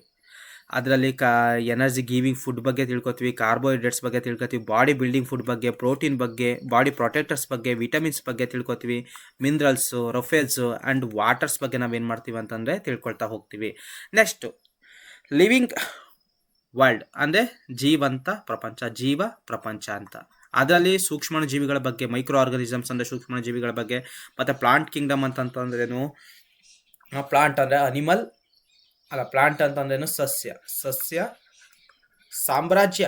ಕಿಂಗ್ಡಮ್ ಅಂತಂತಂದರೆ ಸಾಮ್ರಾಜ್ಯ, ಇದು ಅನಿಮಲ್ ಕಿಂಗ್ಡಮ್, ಪ್ರಾಣಿ ಸಾಮ್ರಾಜ್ಯ ಅಂತ. ನೆಕ್ಸ್ಟ್ ಅಲ್ಲಿ ಅನಿಮಲ್ ಕಿಂಗ್ಡಮ್ನಲ್ಲಿ ನಾವು ಜಾಸ್ತಿ ಏನು ಕಾನ್ಸಂಟ್ರೇಟ್ ಮಾಡ್ತೀವಿ, ವರ್ಟಿಬ್ರೇಟ್ಸ್ ಮತ್ತು ಇನ್ವರ್ಟಿಬ್ರೇಟ್ಸ್. ಮತ್ತು ಅಂದರೆ ಕನ್ನಡದಲ್ಲಿ ಅಂತ ಕರಿತೀವಿ ಇದನ್ನು ಕಶೇರುಕಗಳಂತ ಕರಿತೀವಿ, ಇದನ್ನು ಅಕಶೇರುಕಗಳು ಅಂತ ಕರಿತೀವಿ. ನೆಕ್ಸ್ಟ್ ಬರೋಣ, ಸೆಲ್, ಜೀವಕೋಶದ ಬಗ್ಗೆ ತಿಳ್ಕೊತೀವಿ. ಇನ್ನು ಅದರಲ್ಲಿ plant cell, there are 2 types, plant cell and animal cells. And tissue ಬಗ್ಗೆ ಮತ್ತು ಆರ್ಗನ್ ಸಿಸ್ಟಮ್ ಬಗ್ಗೆ ನಾವೇನು ಮಾಡ್ತೀವಿ ಅಂತಂದರೆ ತಿಳ್ಕೊಳ್ತಾ ಹೋಗ್ತೀವಿ. ನೋಡಿ, ಸೆಲ್ ಅಂತಂದರೆ ಸಾಮಾನ್ಯವಾಗಿ ಒಂದು ಜೀವ ಒಂದು ರಚನಾತ್ಮಕ ಮತ್ತು ಕಾರ್ಯಾತ್ಮಕ ಘಟಕಕ್ಕೆ ನಾವೇನಂತ ಕರಿತೀವಿ, ಜೀವಕೋಶ ಅಂತ ಕರಿತೀವಿ. ಇಂಥ ಜೀವಕೋಶನ ಕಂಡುಹಿಡಿದಿತ್ತು ನಮ್ಮ ರಾಬರ್ಟ್ ಹುಕ್. ನಮ್ಮ ರಾಬರ್ಟ್ ಹುಕ್ ಅಂತಂತಂದರೆ ನಮ್ಮ ದೇಶದನಲ್ಲ, ಬ್ರಿಟನ್ ದೇಶದನು, ಹಂಗೂ ಅನ್ಕೋಬೇಡಿ. ನಮ್ಮ ದೇಶದಲ್ಲ, ಯಾವ ದೇಶ ಇವನು, ಬ್ರಿಟನ್ ದೇಶ. ನೆಕ್ಸ್ಟ್ ಇನ್ನು ಅದರಲ್ಲಿ ಪ್ಲಾಂಟ್ ಸೆಲ್ ಮತ್ತು ಅನಿಮಲ್ ಸೆಲ್ಲದು ಡಿಫ್ರೆನ್ಸ್ ಮಾತ್ರ 100% ಇದ್ದೇ ಇರ್ತದೆ. Every examination plant cell and animal cell difference ಮತ್ತು ಪಿಕ್ಚರ್ಸ್ಗಳನ್ನು ಸರಿಯಾಗಿ ನಾವು ತಿಳ್ಕೋಬೇಕು. ತುಂಬ ಚೆನ್ನಾಗೈತೆ ಈ ಸೆಲ್ ಪಾಠ. ಇದು 9th ಸ್ಟ್ಯಾಂಡರ್ಡ್ ಬರ್ತದೆ ಮತ್ತು 8ಲ್ಲೂ ಕೂಡ ಬರ್ತದೆ. 8th ಮುಂದುವರೆದ ಭಾಗನೇ 9th ಮುಂದುವರೆದ ಭಾಗನೇ 10th. ಆ 10th ಜಾಸ್ತಿ ಸೆಲ್ಸ್ ಬಗ್ಗೆ ಕೇಳಲ್ಲ, ಬಟ್ ಅಲ್ಲಿ ಜೀವಕ್ರಿಯೆಗಳ ಬಗ್ಗೆ ಜಾಸ್ತಿ ಕೇಳ್ತಾನೆ, ಯಾಕಂದರೆ ಅದು ಸ್ವಲ್ಪ ರಿಲೇಟೆಡ್ ಆಗೈತೆ. ಸೊ ಹಾಗಾಗಿ ಇಷ್ಟು ಬಯಾಲಜಿಗೆ ಸಂಬಂಧಪಟ್ಟಿರುವಂಥದ್ದು. ನೆಕ್ಸ್ಟ್ ಸ್ಲೈಡ್ಗೆ ಹೋಗೋಣ ನಾವು. ನೆಕ್ಸ್ಟ್ ಸ್ಲೈಡ್ಗೆ ಹೋಗಿದ ಮುಂಚೆ ಒಂದು ಮಾತು ಹೇಳ್ತೀನಿ, ಕೇಳಿಸ್ಕೊಳ್ಳಿ. ಇಷ್ಟೆಲ್ಲವೂ ಕೂಡ ಕನ್ನಡ, ಇಂಗ್ಲೀಷು ಮತ್ತು ಸೈಕಾಲಜಿ, ಮ್ಯಾಥ್ಸು, ಸೈನ್ಸು ಇವೆಲ್ಲವೂ ಕೂಡ ಪೇಪರ್ 2 ಸೈನ್ಸರು ಮುಗೀತು. ನೆಕ್ಸ್ಟ್ ನಾವು ಯಾವುದಕ್ಕೆ ಬರ್ತಾಯಿದ್ದೀವಿ, ಆರ್ಟ್ಸರು ಬರ್ತಾಯಿದ್ದೀವಿ, ಕಾಮರ್ಸರು ಬರ್ತಾಯಿದ್ದೀವಿ. ಸೊ ಇವೆಲ್ಲವೂ ಕೂಡ ಸೈನ್ಸಿಗೆ ಆಗ್ತದೆ. ಬಟ್ ಪೇಪರ್ 2 ಅಲ್ಲಿ ಆರ್ಟ್ಸರು ಕೇಳೋವಂಥದ್ದು ಯಾವುದು, ಈಗ ಇದು paper 2 arts and commerce students ಅಂತ ಬರ್ತಿದ್ದೀನಿ ಇಲ್ಲಿ. ಸಾಮಾನ್ಯವಾಗಿ ನಿಮ್ಗೆ ಗೊತ್ತಾಗ್ತಿದೆ, ಓಕೆನಾ. ನೆಕ್ಸ್ಟ್ ಇಲ್ಲಿ ಹಿಸ್ಟ್ರಿ ಬಗ್ಗೆ ಕೇಳ್ತಾ ಇದ್ದಾರೆ. 100% ಹಿಸ್ಟ್ರಿ ತಿಳ್ಕೊಳ್ಳೇಬೇಕು ನಾವು. ಇನ್ನು 3 ಸ್ಲೈಡ್ ಐತೆ. ಈ 3 ಸ್ಲೈಡಲ್ಲಿ ಆರ್ಟ್ಸರ ಸಂಬಂಧಪಟ್ಟಂತೆ ಸಿಲೆಬಸ್ ಐತೆ. ಅದ್ರಲ್ಲಿ ನೋಡಿ, history when, where and how ಅಂತ. ಇಲ್ಲಿ ನಾವು ಸ್ವಲ್ಪ ಕನ್ನಡದಲ್ಲಿ ಬರ್ಕೊಳ್ತಾ ಹೋಗೋಣ. ಆಲ್ಮೋಸ್ಟ್ ಕನ್ನಡದಲ್ಲಿ ಇದ್ದೀರಾ, ಹಾಗಾಗಿ ವೆನ್ ಯಾವಾಗ, ಎಲ್ಲಿ ಮತ್ತು ಹೇಗೆ, ಈ ರೀತಿ ನಾವೇನು ಮಾಡ್ತಾ ಹೋಗಬೇಕು. ಇದು ವೆರಿ ವೆರಿ ಇಂಪಾರ್ಟೆಂಟ್. ಹಿಸ್ಟ್ರಿ ಬಂತು ಅಂತಂತಂದರೆ ಇದನ್ನು ನಾವು ಜಾಸ್ತಿ ಫೋಕಸ್ ಮಾಡಬೇಕು. ಯಾವಾಗ, ಎಲ್ಲಿ, ಹೇಗೆ, ಯಾಕೆ ಆಯಿತು, ಯುದ್ಧಗಳಾಗಿರ್ಬೋದು, ಬೇರೆ ಏನೇ ಆಗಿರ್ಬೋದು, ಏನಕ್ಕಾಯ್ತು ಅನ್ನೋದನ್ನ ನಾವು ಇಲ್ಲಿ ತಿಳ್ಕೋಬೇಕು. ನೆಕ್ಸ್ಟ್ ದ ಫಸ್ಟ್ ಸಿಟೀಸ್, ಮೊದಲ ನಗರಗಳ ಬಗ್ಗೆ ನಾವು ತಿಳ್ಕೊಬೇಕು ಹಿಸ್ಟ್ರಿಲಿ.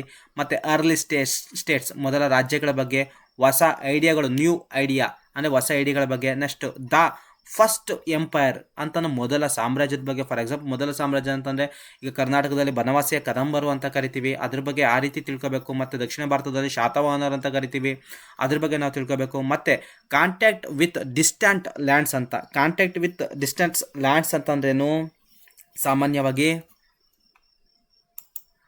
ಏನು, ದೂರದ ದೇಶಗಳೊಂದಿಗೆ ಸಂಪರ್ಕಗಳು ಅಂತ ಏನಂತ ಕರಿತೀವಿ. ಕಾಂಟ್ಯಾಕ್ಟ್ ವಿತ್ ಡಿಸ್ಟೆಂಟ್ ಲ್ಯಾಂಡ್ಸ್ ಅಂತಂದರೆ ದೂರದ ದೇಶಗಳೊಂದಿಗೆ ಸಂಬಂಧಗಳು ಅಂತ.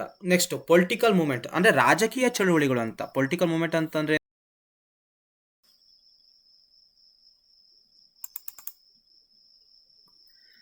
ರಾಜಕೀಯ ಮೂಮೆಂಟ್ಸ್ ಅಂತಂದ್ರೇನು?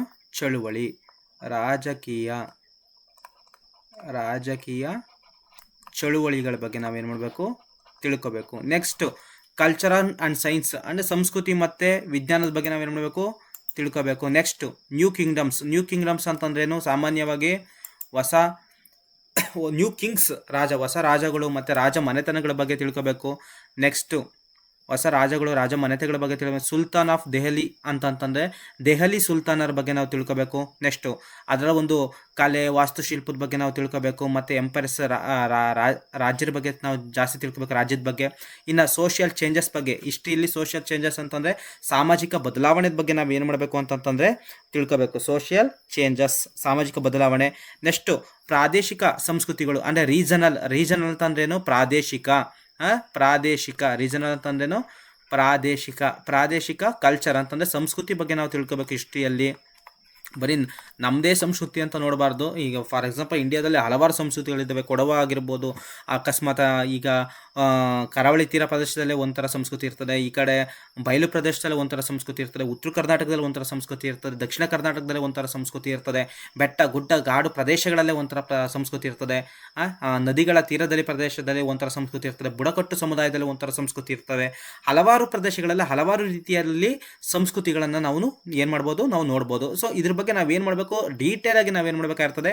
ಸ್ಟಡಿ ಮಾಡಬೇಕಾಗಿರ್ತದೆ. ಮತ್ತು ಯಾವ್ಯಾವ ಜಾಗದಲ್ಲಿ ಯಾವ್ಯಾವ ಹಬ್ಬಗಳನ್ನು ಆಚರಣೆ ಮಾಡ್ತಾರೆ ಅಂತ ಅಲ್ಲಿ ಕ್ವಶನ್ಗಳನ್ನು ಕೇಳ್ತಾರೆ ಅಷ್ಟೇ.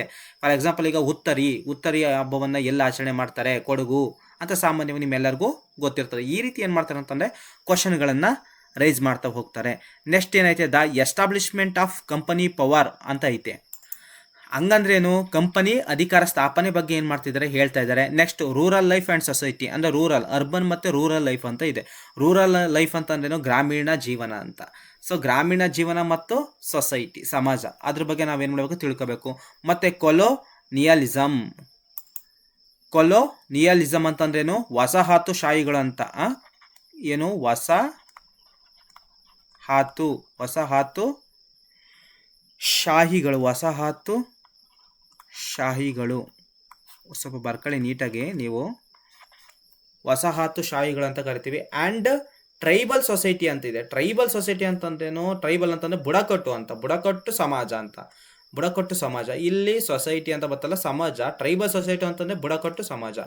ನೆಕ್ಸ್ಟ್ ಆ್ಯಂಡ್ ರೆವೋಲ್ಟ್ ಆಫ್ 1857 ಆ್ಯಂಡ್ 58 ಅಂದರೆ ಪ್ರಥಮ ಸ್ವಾತಂತ್ರ್ಯ ಸಂಗ್ರಾಮದ ಬಗ್ಗೆ ಇಲ್ಲಿ ಕೇಳ್ತಾರೆ. 1857-58 ಅಂತ ಬಂದರೆ ಇಲ್ಲಿ ಪ್ರಥಮ ಸ್ವಾತಂತ್ರ್ಯ ಬಗ್ಗೆ, ಅದ್ರ ದಂಗೆದ ಬಗ್ಗೆ 100% ಒಂದು ಮಾರ್ಕ್ಸ್ ಇದ್ದೇ ಇರ್ತದೆ. ಎವರಿ ಎಕ್ಸಾಮಿನೇಷನ್ ಇದ್ದೇ ಇರ್ತದೆ. ಇನ್ನು ವುಮೆನ್ಸ್ ಆ್ಯಂಡ್ ರಿಫಾರ್ಮ್ ಅಂತ ಇದೆ. ಮಹಿಳೆ ಬಗ್ಗೆ ಇಲ್ಲಿ ಏನು ಮಾಡ್ತಿರ್ತಾರೆ? ಮಹಿಳೆ ಮತ್ತು ಅದರ ಸುಧಾರಣೆಗಳ ಬಗ್ಗೆ. ಮಹಿಳೆ ಮತ್ತು ಅವರ ಸುಧಾರಣೆ. ರಿಫಾರ್ಮ್ ಅಂತಂದ್ರೇನು? ಸುಧಾರಣೆ. ರಿಫಾರ್ಮ್ ಅಂತಂದ್ರೇನು? ಸುಧಾರಣೆ. ಕೊಲೋನಿಸಮ್ ಅಂತಂದ್ರೇನು? ವಸಾಹತುಶಾಹಿ ಅಂತ. ಇನ್ನು next challenging the caste system ಅಂತ. ಜಾತಿ ವ್ಯವಸ್ಥೆ ಒಂದು ಸವಾಲಾಗಿದೆ. ಇದ್ರ ಬಗ್ಗೆ ನಾವೇನು ಮಾಡಬೇಕು? ತಿಳ್ಕೋಬೇಕು. 10th ಇದೆ, ಸ್ವಲ್ಪ ನೋಡಿ, ಫೋಕಸ್ ಮಾಡಿ ಓದ್ಕೊಳ್ಳಿ. ನೆಕ್ಸ್ಟ್ ನ್ಯಾಷನಲ್ ಮೂಮೆಂಟ್ ಬಗ್ಗೆ ನಾವು ತಿಳ್ಕೋಬೇಕು. ನ್ಯಾಷನಲ್ ಮೂಮೆಂಟ್ ಅಂತಂದ್ರೆ ಸಾಮಾನ್ಯವಾಗಿ ಒಂದು ರಾಷ್ಟ್ರೀಯ ಚಳುವಳಿ. ನ್ಯಾಷನಲ್ ಮೂಮೆಂಟ್ ಅಂದ್ರೇನು? ರಾಷ್ಟ್ರೀಯ ಚಳುವಳಿ. And next India after independence ಅಂತಂದರೆ ಇಂಡಿಯಾ ಮೀನ್ಸ್ ಭಾರತ, ಆಫ್ಟರ್ ಇಂಡಿಪೆಂಡೆನ್ಸ್ ಅಂತಂತಂದರೆ ಸ್ವಾತಂತ್ರ್ಯೋತ್ತರ ಭಾರತ ಅಂತ. ಇದ್ರ ಬಗ್ಗೆನೂ ಕೂಡ ನಾವು ತಿಳ್ಕೋಬೇಕು. ಸ್ವಾತಂತ್ರ್ಯ ಆದಮೇಲೆ ಹಲವಾರು ಪಂಚವಾರ್ಷಿಕ ಯೋಜನೆಗಳು ಜಾರಿಗೆ ಬಂದಿದ್ದಾವೆ. ಆ ಪಂಚವಾರ್ಷಿಕ ಯೋಜನೆಗಳ ಪಿತಾಮಹ ಅಂತ ನಾವು ಯಾರನ್ನು ಕರಿತೀವಿ? ನಮ್ಮ ಜವಾಹರ್ಲಾಲ್ ನೆಹರು ಅವ್ರನ್ನ ಕರಿತೀವಿ, ಹೌದಲ್ವಾ? ಇವತ್ತು ಯಾವುದೇ ಇಂಪ್ಲಿಮೆಂಟೇಷನು ಆಗ್ತಾ ಇದೆ ಅಂತಂತಂದರೆ, ಯಾವುದೇ ಒಂದು ಯೋಜನೆಗಳು ಜಾರಿಗೆ ಆಗ್ತಾ ಇದ್ದಾವೆ ಅಂತಂದರೆ ಅದು ಪಂಚವಾರ್ಷಿಕ ಯೋಜನೆ ಅಡಿಯಲ್ಲಿ ಏನಾಗ್ತಿದ್ದಾವೆ? ಜಾರಿಗೆ ಆಗ್ತಿದೆ. 2015ನೇ ಇಸ್ವಿಯಲ್ಲಿ ಏನಾಗೈತೆ ಅಂತಂತಂದರೆ ಈ ಕೇಂದ್ರ ಸರ್ಕಾರ ಅಂದರೆ BJP ಸರ್ಕಾರ ಅಧಿಕಾರಕ್ಕೆ ಬಂದಾಗ ಅವಾಗ ಏನಾಯಿತು ಅಂತಂತಂದರೆ ಅದನ್ನು ನೀತಿ ಆಯೋಗ ಅಂತ ಏನು ಮಾಡ್ತು? ಹೆಸರನ್ನು ಚೇಂಜ್ ಮಾಡ್ತು. ಬಟ್ ಅಲ್ಲೂ ಕೂಡ ಏನಂತಂದರೆ ನೀತಿ ಆಯೋಗದೊಳಗಡೆ ಈ ಫಾರ್ ಎಕ್ಸಾಂಪಲ್ ಸಾಕ್ಷರತೆ ಆಗಿರ್ಬೋದು, ಫುಡ್ ಆಗಿರ್ಬೋದು, ಮತ್ತು ವೈದ್ಯಕೀಯ ಕ್ಷೇತ್ರ ಆಗಿರ್ಬೋದು, ಎಲ್ಲವೂ ಕೂಡ ಒಂದು ನಾವು ಅಲ್ಲಿ ಒಂದು ಕಾರ್ಯಕ್ರಮಗಳನ್ನು ನಾವು ಜಾರಿಗೆ ತರಬೇಕು ಅಂತಂದರೆ ಈ ಪಂಚವಾರ್ಷಿಕ ಯೋಜನೆಗಳಲ್ಲೇ ನಾವು ಜಾರಿಗೆ ತರಬೇಕು. ಮತ್ತು ನೀತಿ ಆಯೋಗದ ಒಳಗಡೆ ಜಾರಿಗೆಯನ್ನು ನಾವು ತರಬೇಕಾಗಿರ್ತದೆ. ನೆಕ್ಸ್ಟ್ ಬರೋಣ, ನೆಕ್ಸ್ಟ್ ಸ್ಲೈಡಿಗೆ ಹೋಗೋಣ. ಈಗ 18ನೇ ಸ್ಲೈಡ್ ಆಯಿತು. Next come to the next slide, 19ನೇ slide. Social and political life ಅಂತ ಇದೆ. Social and political life. ಅಂದರೆ ಇದು ಸಾಮಾಜಿಕ ಮತ್ತು ರಾಜಕೀಯ ಜೀವನ ಅಂತ. ಸಾಮಾಜಿಕ ಮತ್ತು ರಾಜಕೀಯ ಜೀವನ ಅಂತ. ಇಲ್ಲಿ ಡೈವರ್ಸಿಟಿ ಅಂತಂದ್ರೇನು, ಸಾಮಾನ್ಯವಾಗಿ ವೈವಿಧ್ಯತೆ. ಬರ್ಕೋಬಿಡಿ ನೀವು ಬೇಕಾದ್ರೆ. ಡೈವರ್ಸಿಟಿ ಅಂತಂದ್ರೇನು, ವೈವಿಧ್ಯತೆ. ನೆಕ್ಸ್ಟ್ ಗೌರ್ನಮೆಂಟ್ ಅಂತಂದರೆ ಏನು, ಸಾಮಾನ್ಯವಾಗಿ ಸರ್ಕಾರ. ಗೌರ್ನಮೆಂಟ್ ಅಂತಂದ್ರೆ ಸರ್ಕಾರ. ಲೋಕಲ್ ಗೌರ್ಮೆಂಟ್ ಅಂತಂದರೆ ಸ್ಥಳೀಯ ಸರ್ಕಾರ ಅಂತ ಬರ್ಕೊಳ್ಳಿ. ಮೇಕಿಂಗ್ ಲಿವಿಂಗ್ ಅಂತ ಬಂತಂತಂದರೆ ಜೀವನ ನಿರ್ವಹಣೆ. ಮೇಕಿಂಗ್ ಲಿವ್ ಜೀವನ ನಿರ್ವಹಣೆ. ಡೆಮೋಕ್ರಸಿ ಅಂತಂದರೆ ಪ್ರಜಾಪ್ರಭುತ್ವ. ಇನ್ನು state government understanding media. State government understanding medium ಅಂತಂದರೆ ರಾಜ್ಯ ಸರ್ಕಾರ ಮಾಧ್ಯಮವನ್ನು ಅರ್ಥೈಸಿಕೊಳ್ಳುವುದು. ರಾಜ್ಯ ಸರ್ಕಾರ ಬಗ್ಗೆ ನಾವು ತಿಳ್ಕೋಬೇಕು. ಮತ್ತು ಮಾಧ್ಯಮವನ್ನು ಅರ್ಥೈಸಿಕೊಳ್ಳುವುದು. ನೆಕ್ಸ್ಟ್ ಅನ್ಪ್ಯಾಕಿಂಗ್ ಜೆಂಡರ್ ಅಂತಿದೆ. ಅನ್ಪ್ಯಾಕಿಂಗ್ ಜೆಂಡರ್ ಅಂತಾನು ಲಿಂಗವನ್ನು ಅನ್ಪ್ಯಾಕ್ ಮಾಡುವುದು. ಲಿಂಗಕ್ಕೆ ಸಂಬಂಧಪಟ್ಟಂತೆ ಇಲ್ಲಿ ಏನು ಮಾಡ್ತಾ ಇದ್ದಾರೆ, ಕ್ವಶನ್ ಕೇಳ್ತಾ ಇದ್ದಾರೆ. Next the constitution parliamentary government. Constitution parliamentary ಯಾವುದು ತಿಳ್ಕೋಬೇಕು ನಾವು. ನೆಕ್ಸ್ಟ್ ನ್ಯಾಯಾಲಯದ ಬಗ್ಗೆ ತಿಳ್ಕೋಬೇಕು. ಸಾಮಾಜಿಕ ನ್ಯಾಯಾಲಯದ ಬಗ್ಗೆ ತಿಳ್ಕೋಬೇಕು. ಸಾಮಾಜಿಕ ನ್ಯಾಯಾಲಯದ ಬಗ್ಗೆ ತಿಳ್ಕೋಬೇಕು. ಅದಾದಮೇಲೆ ಇನ್ನೊಂದು 5 ನಿಮಿಷ ಮಲ್ಕೋತೀನಿ. ಸಾಮಾಜಿಕ ನ್ಯಾಯಾಲಯದ ಬಗ್ಗೆ ತಿಳ್ಕೊಬೇಕು. ನೆಕ್ಸ್ಟ್ ಪೆಡಗಾಜಿಕಲ್ ಇಶ್ಯೂಸ್ ಬಗ್ಗೆ ನೀವೇನು ಮಾಡಬೇಕು, ತಿಳ್ಕೊಬೇಕು. ಸೊ ಇವೆಲ್ಲ ತಿಳ್ಕೊಬೇಕು. ನೆಕ್ಸ್ಟ್ ಇದೇ 20ನೇದು ಅಂತ ಅನಿಸುತ್ತೆ. ಎಸ್, ಇದೇ 20ನೇದು. 19ನೇ ಪೇಜ್ ಬಿಟ್ಟಿದ್ದೀನಿ. ಇವೆಲ್ಲ ತಿಳ್ಕೊಂಡ್ರೆ ಏನು, ಸೋಷಿಯಲ್ ಸಂಬಂಧಪಟ್ಟಂತೆ ಸಿಲೆಬಸ್ ಆಯಿತು ಅಂತ ನೋಡಿ. ಜಿಯೋಗ್ರಫಿಲಿ ಬಿಟ್ಟಿದ್ದೀನಿ. Geography very very important. Geography as A social study and science. ಅಂದರೆ ಭೂಗೋಳಶಾಸ್ತ್ರದ ಬಗ್ಗೆ, ಅದ್ರ ಸೈನ್ಸ್ ಸಂಬಂಧಪಟ್ಟಂತೆ, ಜಿಯೋಗ್ರಫಿ ಸ್ಟಡಿ ಸಂಬಂಧಪಟ್ಟಂತೆ ನಾವು ತಿಳ್ಕೊಬೇಕಾಗ್ತದೆ. ಮತ್ತು ಪ್ಲಾನೆಟ್ಸ್ ಅಂತೀನಿ. ಸೈನ್ಸ್ ಓದಿ ಈ ಪ್ಲಾನ್ಸ್ ಅಂತ ಬರ್ತಿದೆ, ಪ್ಲಾನೆಟ್ಸ್ ಕೂಡ. ಸೊ ನೋಡಿ, ಪ್ಲಾನೆಟ್ಸ್ ಗ್ರಹಗಳ ಬಗ್ಗೆ ನಾವು ತಿಳ್ಕೋಬೇಕು. ಈಗ ಸೌರ ಕೇಂದ್ರ ಸಿದ್ಧಾಂತ ಅಲ್ವಾ ಸಾಮಾನ್ಯವಾಗಿ. ಕೆಲವರು ಆವತ್ತಿನ ಕಾಲದಲ್ಲಿ ಕೆಲವರು ಭೂಕೇಂದ್ರ ಸಿದ್ಧಾಂತ ಅಂತ ಹೇಳಿರ್ತಾರೆ. ಈಗ ವಿಜ್ಞಾನಿಗಳು ಆವಿಷ್ಕರಿಸಿದಂತೆ ಸೌರ ಕೇಂದ್ರ ಸಿದ್ಧಾಂತ ಆಯ್ತಲ್ವಾ. ಸೊ ಇವಾಗ ಇನ್ನೂ ಕೂಡ ಬ್ಲಾಕ್ ಹೋಲ್ ಅಂತ ಏನು ಮಾಡ್ತಿದ್ದಾರೆ, ಕಂಡುಹಿಡಿದಿದ್ದಾರೆ. ಇನ್ನೂ ಕೂಡ ಮುಂದುವರಿತಾನೇ ಇದೆ ಈ ಪ್ಲಾನೆಟ್ಸ್ಗಳ ಬಗ್ಗೆ ಅಧ್ಯಯನ ಮಾಡ್ತಾ ಹೋದರೆ. ಈಗ ಸೋಲಾರ್ ಸಿಸ್ಟಮ್ ಬಗ್ಗೆ ನಾವು ತಿಳ್ಕೊಬೇಕು. ಅಂದರೆ ಸೋಲಾರ್ ಸಿಸ್ಟಮ್ ಅಂತಂತಂದರೆ ನಾವು ಸೌರ ಕೇಂದ್ರ ಸಿದ್ಧಾಂತ, ಸೌರ ವ್ಯವಸ್ಥೆ ಅಂತ ಕನ್ನಡದಲ್ಲಿ ಅಂತ ಕರಿತೀವಿ, ಸೌರ ವ್ಯವಸ್ಥೆ ಅಂತ. ಇದು ಪ್ಲಾನೆಟ್ಸ್ ಅರ್ತ್ ಅಂತಂದರೆ ನಮ್ಮ ಭೂಮಿಯ ಗ್ರಹದ ಬಗ್ಗೆ. ಈ ಭೂಮಿ ಕೂಡ ಗ್ರಹ ಅಲ್ವಾ, ಇದ್ರ ಬಗ್ಗೆ. ನೀಲಿ ಗ್ರಹ ಅಂತಲೂ ಕೂಡ ಸಾಮಾನ್ಯವಾಗಿ ನಾವು ಕರಿತೀವಿ. ಏನಕ್ಕೆ ನೀಲಿ ಗ್ರಹ ಅಂತ ಕರಿತೀವಿ, ನೀರು ಜಾಸ್ತಿ ಐತೆ. 71% ಅಷ್ಟು ಏನೈತೆ, ನೀರು ಜಾಸ್ತಿ ಐತೆ. ಸೊ ಹಾಗಾಗಿ ಏನು, ನೀಲಿ ಗ್ರಹ ಅಂತ ಕರಿತೀವಿ. ಮತ್ತು ಹೊರಗಡೆಯಿಂದ ಬೇರೆ ಆಕಾಶದಲ್ಲಿ ನಿಂತ್ಕೊಂಡು ನೋಡಿದ್ರು ಮತ್ತು ಚಂದ್ರನ ಮೇಲೆ ನಿಂತ್ಕೊಂಡು ನೋಡಿದ್ರು ಕೂಡ ನಮ್ಮ ಭೂಮಿ ಹೇಗೆ ಕಾಣುತ್ತೆ ಅಂತಂದರೆ ನೀಲಿ ಕಲರ್ ಕಾಣ್ತದೆ. ಅದೇ ನಮ್ಮ ಭೂಮಿ ಮೇಲೆ ಆಕಾಶ ಯಾವ ಥರ ಕಾಣ್ತದೆ ಅಂತಂದರೆ ಕಪ್ಪು ಕಲರ್ ಕಾಣ್ತದೆ. ಸೊ ಇದು ಕೂಡ ಕ್ವಶನ್ ರೈಸ್ ಆಗಿದೆ. ಇದನ್ನು ಕೂಡ ನಾವು ತಿಳ್ಕೋಬೇಕು. ಭೂಮಿಯಿಂದ ಆಕಾಶವನ್ನು ನೋಡಿದಾಗ ಕಪ್ಪ ಕಾಣುತ್ತೆ, ಬಟ್ ಆಕಾಶದಿಂದ ಬೇರೆ ಕಡೆಯಿಂದ ನಮ್ಮ ಭೂಮಿಯನ್ನು ನೋಡಿದಾಗ ನೀಲಿಯಾಗಿ ಕಾಣುತ್ತದೆ. ಮತ್ತು ಯಾಕೆ ಅಂತಲೂ ಕೂಡ ಕೇಳ್ತಾರೆ. ಯಾಕಂದರೆ ಅದು ಬೆಳಕಿನ ಚದುರುವಿಕೆ. It is scattering of light. ಬೆಳಕಿನ ಚದುರುವಿಕೆ ಅಂತಲೂ ಕೂಡ ಹೇಳ್ಬೋದು. ಮತ್ತು ಟಿಂಡಾಲ್ ಎಫೆಕ್ಟ್ಸ್ ಅಂತಲೂ ಕೂಡ ನಾವು ಸಾಮಾನ್ಯವಾಗಿ ಹೇಳ್ಬೋದು. ಅದ್ರ ಬಗ್ಗೆ ನಾನು ಹೇಳ್ಕೊಡ್ತೀನಿ. ಗ್ಲೋಬ್ ಬಗ್ಗೆ ನಾವೇನು ಮಾಡ್ತೀವಿ, ಗ್ಲೋಬ್ ಬಗ್ಗೆ ತಿಳ್ಕೊಳ್ಳೋಣ. Next environment, natural and human ಪರಿಸರದ ಬಗ್ಗೆ ನಾವು ತಿಳ್ಕೊಳ್ಳೋಣ. ನೆಕ್ಸ್ಟು ಗಾಳಿ ಬಗ್ಗೆ, ನೀರು ಬಗ್ಗೆ, human environment settlement and transport and communication ಬಗ್ಗೆ, ಗಾಳಿ ಬಗ್ಗೆ ತಿಳ್ಕೊಳ್ಳೋಣ, ನೀರು ಬಗ್ಗೆ ತಿಳ್ಕೊಳ್ಳೋಣ, ಮತ್ತು ಮಾನವನ ಪರಿಸರದ ಬಗ್ಗೆ ತಿಳ್ಕೊಳ್ಳೋಣ, ಮತ್ತು ಸಾರಿಗೆ ಬಗ್ಗೆ ತಿಳ್ಕೊಳ್ಳೋಣ, ಮತ್ತು ಕಮ್ಯುನಿಕೇಷನ್ ಬಗ್ಗೆ ನಾವೇನು ಮಾಡ್ತಾ ಹೋಗೋಣ, ತಿಳ್ಕೊಳ್ತಾ ಹೋಗೋಣ. ಕಮ್ಯುನಿಕೇಷನ್ ಅಂತಂದ್ರೇನು, ಸಂವಹನ. ಬರ್ಕೊಳ್ಳಿ, ಸಂವಹನ ಇದ್ರ ಬಗ್ಗೆ ತಿಳ್ಕೊಳ್ಳೋಣ. ಟ್ರಾನ್ಸ್ಪರೆಂಟ್, ಸಾರಿಗೆ. ಇನ್ನು ರಿಸೋರ್ಸ್ ಅಂತಂದ್ರೇನು, ಸಂಪನ್ಮೂಲ. ಇನ್ನು types of natural, human and agriculture ಬಗ್ಗೆ ನಾವು ತಿಳ್ಕೊಬೋದು. ರಿಸೋರ್ಸ್ ಅಂತಂತಂದರೆ ನಾವು ಅಗ್ರಿಕಲ್ಚರ್ ಸಂಬಂಧಪಟ್ಟಂತೆ ಜಾಸ್ತಿ ಏನು ಮಾಡಬೇಕು, ತಿಳ್ಕೊಬೇಕಾಗ್ತದೆ ಸಂಪನ್ಮೂಲಗಳು. ಅಗ್ರಿಕಲ್ಚರ್ ಅಂತಂತಂದರೆ ಫಾರ್ ಎಕ್ಸಾಂಪಲ್ಲು ಈಗ ಮಣ್ಣು ಕೂಡ ಒಂದು ರಿಸೋರ್ಸು, ಹೌದಲ್ವಾ. ಸೂರ್ಯ ಹೇಗೆ ರಿಸೋರ್ಸು, ಅದೇ ಥರ ಮಣ್ಣು ಕೂಡ ರಿಸೋರ್ಸು. ಮಣ್ಣಲ್ಲಿ ಖನಿಜಾಂಶಗಳಿರ್ತವೆ, ಆ ಮಣ್ಣಲ್ಲಿ ಹ್ಯೂಮಸ್ ಅಂಶಗಳಿರ್ತವೆ. ಆ ಹ್ಯೂಮಸ್ ಅಂಶಗಳು ಇಲ್ಲ ಅಂತಂತಂದರೆ ಮಣ್ಣಲ್ಲಿ ಫಲವತ್ತತೆ ಇರೋದಿಲ್ಲ. ಆ ಹ್ಯೂಮಸ್ ಅಂಶಗಳು ಮಣ್ಣಿಗೆ ಹೇಗೆ ಸೇರ್ಕೊಳ್ತದೆ ಅಂತಂದರೆ ಮರ ಗಿಡಗಳು ಬೀಳ್ತವೆ, ಅದಾದಮೇಲೆ ಜೀವಿಗಳು ಸಾಯ್ತವೆ, ಅವೆಲ್ಲ ಕೊಳೆಗೆ ಶುರು ಮಾಡ್ತವೆ. ಆ ಕೊಳೆಗೆ ಶುರು ಮಾಡಿದಾಗ ಏನಾಗ್ತದೆ ಅಂತಂದರೆ ಆ ಮಣ್ಣು ಹ್ಯೂಮಸ್ ಆಗಿ ಪರಿವರ್ತನೆ ಆಗ್ತದೆ. ಆ ಹ್ಯೂಮಸ್ಸು ಗಿಡಗಳು ಬೆಳೆಯೋದಕ್ಕೆ ತುಂಬ ಯೋಗ್ಯಕರವಾದಂಥದ್ದು. ಇಂತಹ ಹಲವಾರು ವಿಷಯಗಳನ್ನು ನಾನು ಏನು ಮಾಡ್ತೀನಿ, ಡೀಟೇಲಾಗಿ ಎಕ್ಸ್ಪ್ಲನೇಷನ್ ಕೊಡ್ತೀನಿ. ಇಷ್ಟೆಲ್ಲವೂ ಕೂಡ ನೋಡಿ ಸಿಲೆಬಸ್ ಸಂಬಂಧಪಟ್ಟಿರುವಂಥದ್ದೇ. ಪೇಪರ್ 1 ಮತ್ತು ಪೇಪರ್ 2 ಸಂಬಂಧಪಟ್ಟಂತೆ ಸಿಲೆಬಸ್ಸು ಆರ್ಟ್ಸು, ಕಾಮರ್ಸು, ಸೈನ್ಸರ್ಗೆ ಆಲ್ಮೋಸ್ಟು ಇಷ್ಟು ನಾನು ತಿಳ್ಕೊಂಡ್ರೆ 100% 120 ಮೇಲೆ marks fix. No doubts about this matter. ಓಕೆನಾ? ಮುಂದಿನ ತರಗತಿಯಲ್ಲಿ ಸಿಗ್ತೀನಿ. ಮುಂದಿನ ತರಗತಿಯಲ್ಲಿ ಆರಂಭ ಮಾಡ್ತೀನಿ. ಸೈನ್ಸಿಗೆ ಸಂಬಂಧಪಟ್ಟಂತೆ ನಾನು ಏನು ಮಾಡ್ತೀನಿ ಅಂತಂದರೆ ಕ್ಲಾಸಸ್ಗಳನ್ನು ಶುರು ಮಾಡ್ತೀನಿ.